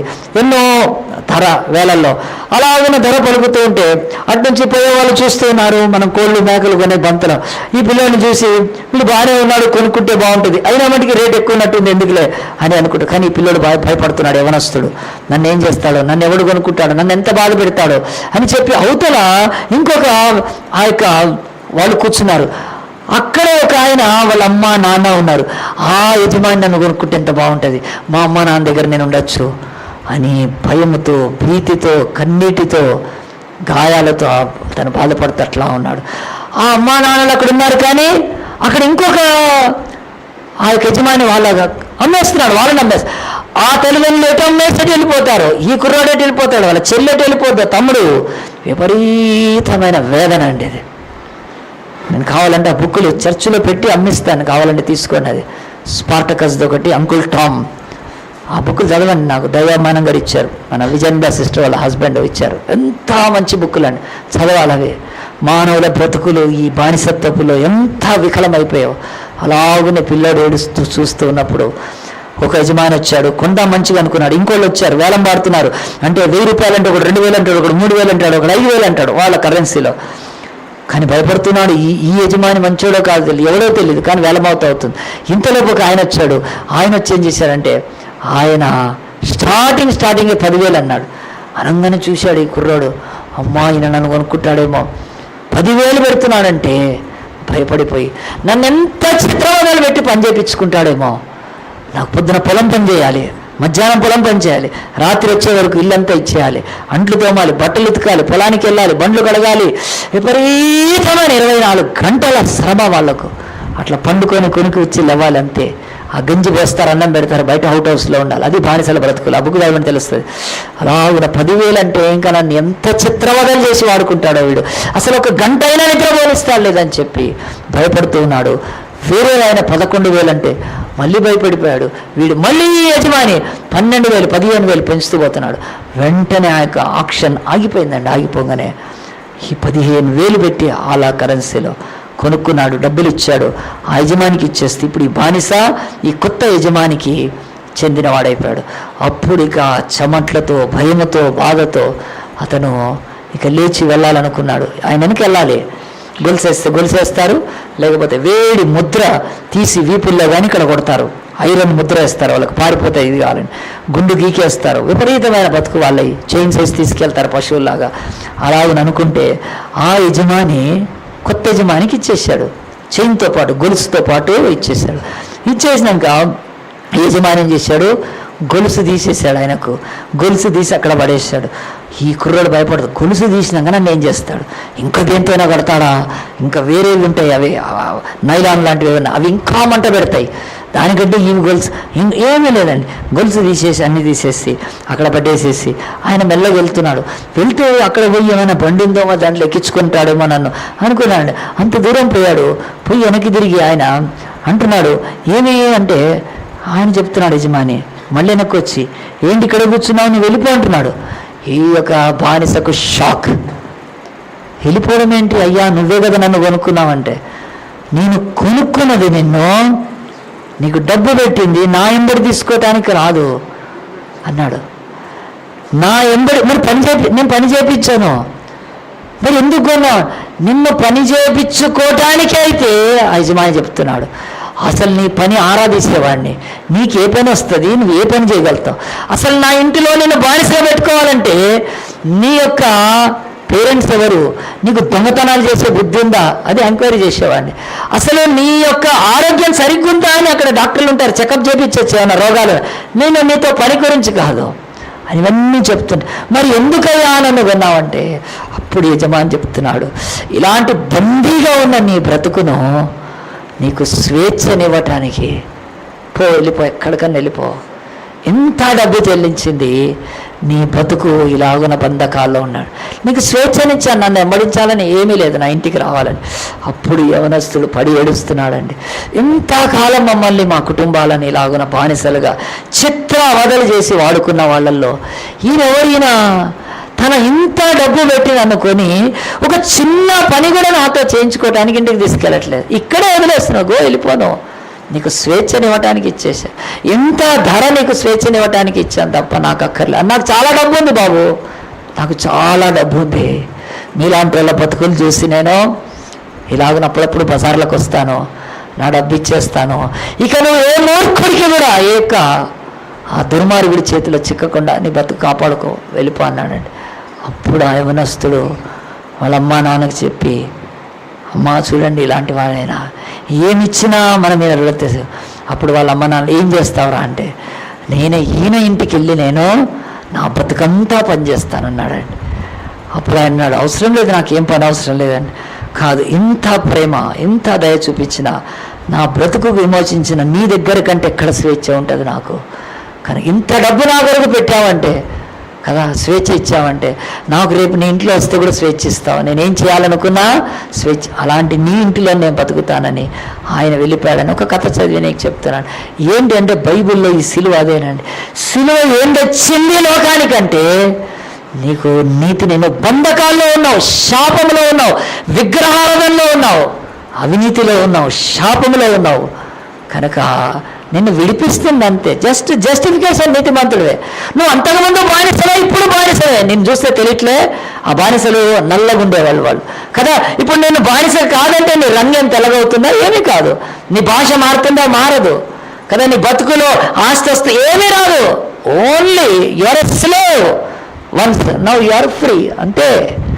సిలువ మనకి ఏం తీసుకొచ్చింది అంటే, సిలువ ద్వారా మనం పరిశుద్ధం కామది బైబిల్ చెప్తున్న సత్యం. ఏ పాస్టర్లు కూడా నేర్చుకోవాలి, చాలామంది రాంగ్ బోధిస్తున్నారు.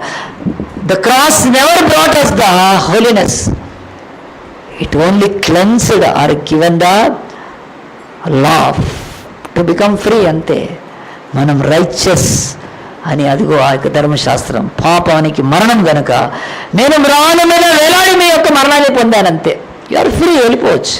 నువ్వు నన్నే సేవించవచ్చు, ఏమైనా కానీ ఒక్కటి గుర్తుపెట్టుకో, ఆ వేసిన అన్నాడు, నేను రాళ్ళు కొట్టకుండా రచించి ఎందుకు, మళ్ళీ నువ్వు ఆ పని చేయొద్దు, పోయి నీ ఇష్టం అని చెప్పి సిలువ మనల్ని నీతిమంతులుగా చేసిందండి. దేని ద్వారా చేసింది నీతిమంతులుగా? అదిగో ఆ యొక్క అరణ్యంలో వాళ్ళు ఆ సిలువను చూశారంతే, ఆ రోజు సర్పాన్ని అంతే, బతికారు విషయం కక్కుకొని. మనకు అంత్యకాలంలో దేవుడు ఆ సిలువ ద్వారా నీతిమంతులుగా చేశాడు. నీ వెండి, నీ బంగారం, నీ కులం, నీ మతం, నీ జాతి, నీ ప్రార్థన, నీ కానుకలు ఏమి ఇవ్వవు, నీతి ఆయన నీతిమంతులుగా చేశాడు. ఆ నీతిని కాపాడుకుంటూ ఆ సర్టిఫికేట్ని లివ్ హోలీ లైఫ్, పరిశుద్ధంగా బతుకు, అది ఈరోజు దేవుని యొక్క వాక్యంలో చెప్తుంది. అందరం తలలు వంచుదాము, కళ్ళు మూసుకుందాము. ప్రభువా, సిలువలో ఏం జరిగిందంటే 2 సిలువలు చూపించాను పాత నిబంధనలో. మొదటి సిలువ, అది సిలువ అంటుంటే మీకు కొంచెం ఆడు ఉండొచ్చు, కానీ స్తంభము, స్టావరోస్ అనే మాట దాంట్లోంచి వచ్చింది. కానీ చెట్టు, అది నీళ్ళలో వేయబడ్డ చెట్టు, ఇది పర్వతం కొండ మీద ఎత్తబడిన చెట్టు. అది మ్రానే, ఇది మ్రానే. యేసు శిలువలో చచ్చిపోయింది కూడా మ్రానే. ఆయన ఒక సిమెంట్ స్తంభానికి వేసినట్లేదు, ఎందుకంటే ఆనాడు 2000 సంవత్సరాల క్రితము సిమెంట్ లేదు. 2000 సంవత్సరాల క్రితం మెటల్స్ ఉన్నా కానీ దిక్కుమాలిన నేరస్తుల కొరకు ఒక ఇనుప శిలువ కూడా ఏమి వేయలేదు వాళ్ళు. ఎందుకు వేయలేదంటే, ఇనుప శిలువ వేస్తే ఇనుపానికి మేకులు దిగవు. కర్ర అయితే చేతులకు మేకులు పెట్టి దించి పారేయచ్చు కర్రలోకి, కనుక అది కర్ర అయింది అంతే, మ్రాను. సో బైబిల్ ఎక్కడ ఇది లేదు. యేసుప్రభు ఎందుకు 2000 సంవత్సరాల క్రితం పుట్టాడంటే, ఆ ప్రజాపతికి, లోకరక్షకుడికి తెలుసు, నేను బలియాగం చేయాలంటే ఒక కొండ మీద, రాళ్ల మీద, కట్టెల మీద నేను అర్పింపబడాలని ఆయన కట్టె చూస్ చేసుకున్నాడు. ఆ కట్టెను మనము బైబిల్లో మ్రాను అంటున్నాం, కొయ్య. సో ఆనాడు నీళ్లను మధురంగా మార్చింది ఒక కొయ్యే, అది వికృతంగా అయిపోయింది. అందు గురించే యేసు ప్రభు గురించి యెషయా 53 ఒక 1000 సార్లు చదివి ఉంటానండి. నాకు చాలా ఇష్టం ఆ యొక్క స్వరూపమైనలో సగసైనం లేకుండా మనుష్యులు చూడవలవని వారు మారిపోయాడు యేసు ప్రభు. బ్లూగా, గ్రీన్గా, రెడ్గా, చెప్పండి ఆయన ముఖం మీద ముళ్ళ కిరీటం పెడితే రక్తం కారుతుంది ఒకవైపు, కొరడాలతో కొట్టేస్తే రక్తము, కొంచెము చర్మము, కొంచెం మాంసం ఊడిపడుతున్నాయి, అక్కడక్కడ ఎముకలు కనిపిస్తున్నాయి యేసు ప్రభువుకి. అంతేకాదు దారుణంగా చెంపల మీద కొట్టి బట్టలు తీసి కారుట ఎండకు ఆయన వేస్తున్నప్పుడు ఆయన ఎందుకు సహిస్తున్నాడంటే, మ్రాను మీద వేలాడిన నన్ను చూచి విష సర్పాలైన ఈ లోకపు పాపాల చేత కాటు వేయబడ్డ వాడు నన్ను చూస్తే చాలు. అంటే చూడడం అంటే అక్కడ పాత నిబంధనలు, కొత్త నిబంధన అంటే తేరి చూడడం, అంటే తేరి చూస్తే, స్పష్టంగా చూస్తే ఆయన ఎందుకు మరణించాడో. 3,000,000 దేవతలు ఎవరి సిలువ ఎక్కలేదు, ప్రపంచంలో దేవుడు దేవతలు కానీ ఎవడెక్కలేదు ఈ మ్రాను మీదకి. ఎక్కినవాడు యేసుక్రీస్తు. అక్కడ ఎందుకో తెలుసా? పాపం ఎరిగని ఆయనను దేవుడు మన కోసం పాపముగా చేసి ఆ మ్రాను ద్వారా నిన్ను నీతిమంతుడిగా తెలుస్తున్నాడు. అంతే, ఆ నీతిని కాపాడుకోవాలి. పరిశుద్ధత కాదండి, cross never gives the holiness, it gives the righteousness. అంతే, నీతిని ఇస్తుంది. కనుక 2 సిలువలు ఈరోజు చూసాము. సిలువను మొక్కటానికి కానీ, సిలువను మందిరాల మీద పెట్టుకోవటానికి కానీ, సిలువలు మెడలో తాళికేసుకోవటానికి కానీ, సిలువలను రోమన్ క్యాథలిక్స్ లాగా దిక్కుమాలినలాగా పూజించటం కానీ దేవుడు కోరుకోలేదు. సిలువ నీకు విలువనిచ్చింది, సిలువ నిన్ను నీతిమంతుడిగా చేసింది. బిడ్డ, నేను ఒకరు వేలాడాను, ఇది అర్థం చేసుకొని బ్రతుకంతా పరిశుద్ధుడిగా బ్రతుకు చాలు. నువ్వు నీతిమంతుడిగా నిన్ను నువ్వు చేసుకోలేవు. ఆ కట్టబడిన బజార్లో, మార్కెట్లో ఆ 15,000 డబ్బు ఆ బానిస ఎప్పుడు సంపాదిస్తాడు? తన జీవితకాలం అంతా కానీ రాదు. ఎందుకంటే బానిసలు, వాళ్ళకి హక్కు లేదు, డబ్బులు వాళ్ళు సంపాదించలేరు. అలాగనే నీతిని మన బతుకంతా కూడా పుణ్యక్షేత్రాలకు తిరిగి, యజ్ఞాలు చేసి, బరులు అర్పించి, నదుల్లో మురిగి, పూజలు చేసి, మాలలు వేసుకొని దీక్ష, నీ వల్ల కాదు నీతి. ఎందుకంటే ఒక్క తప్పైనా మొత్తం పాపం అయిపోద్ది. పరిశుద్ధుడు పావనుడే ఆ నీతిని నీకు ఆపాదిస్తున్నాడు. ఆ నీతిని పొందుకో ఈ శిలువ ద్వారా. నీతిమంతుడిగా బ్రతుకు, నీతిలో నువ్వు బ్రతుకు. నువ్వు పాపం అయిన బ్రతివి, పరిశుద్ధుడిగా బ్రతుకు.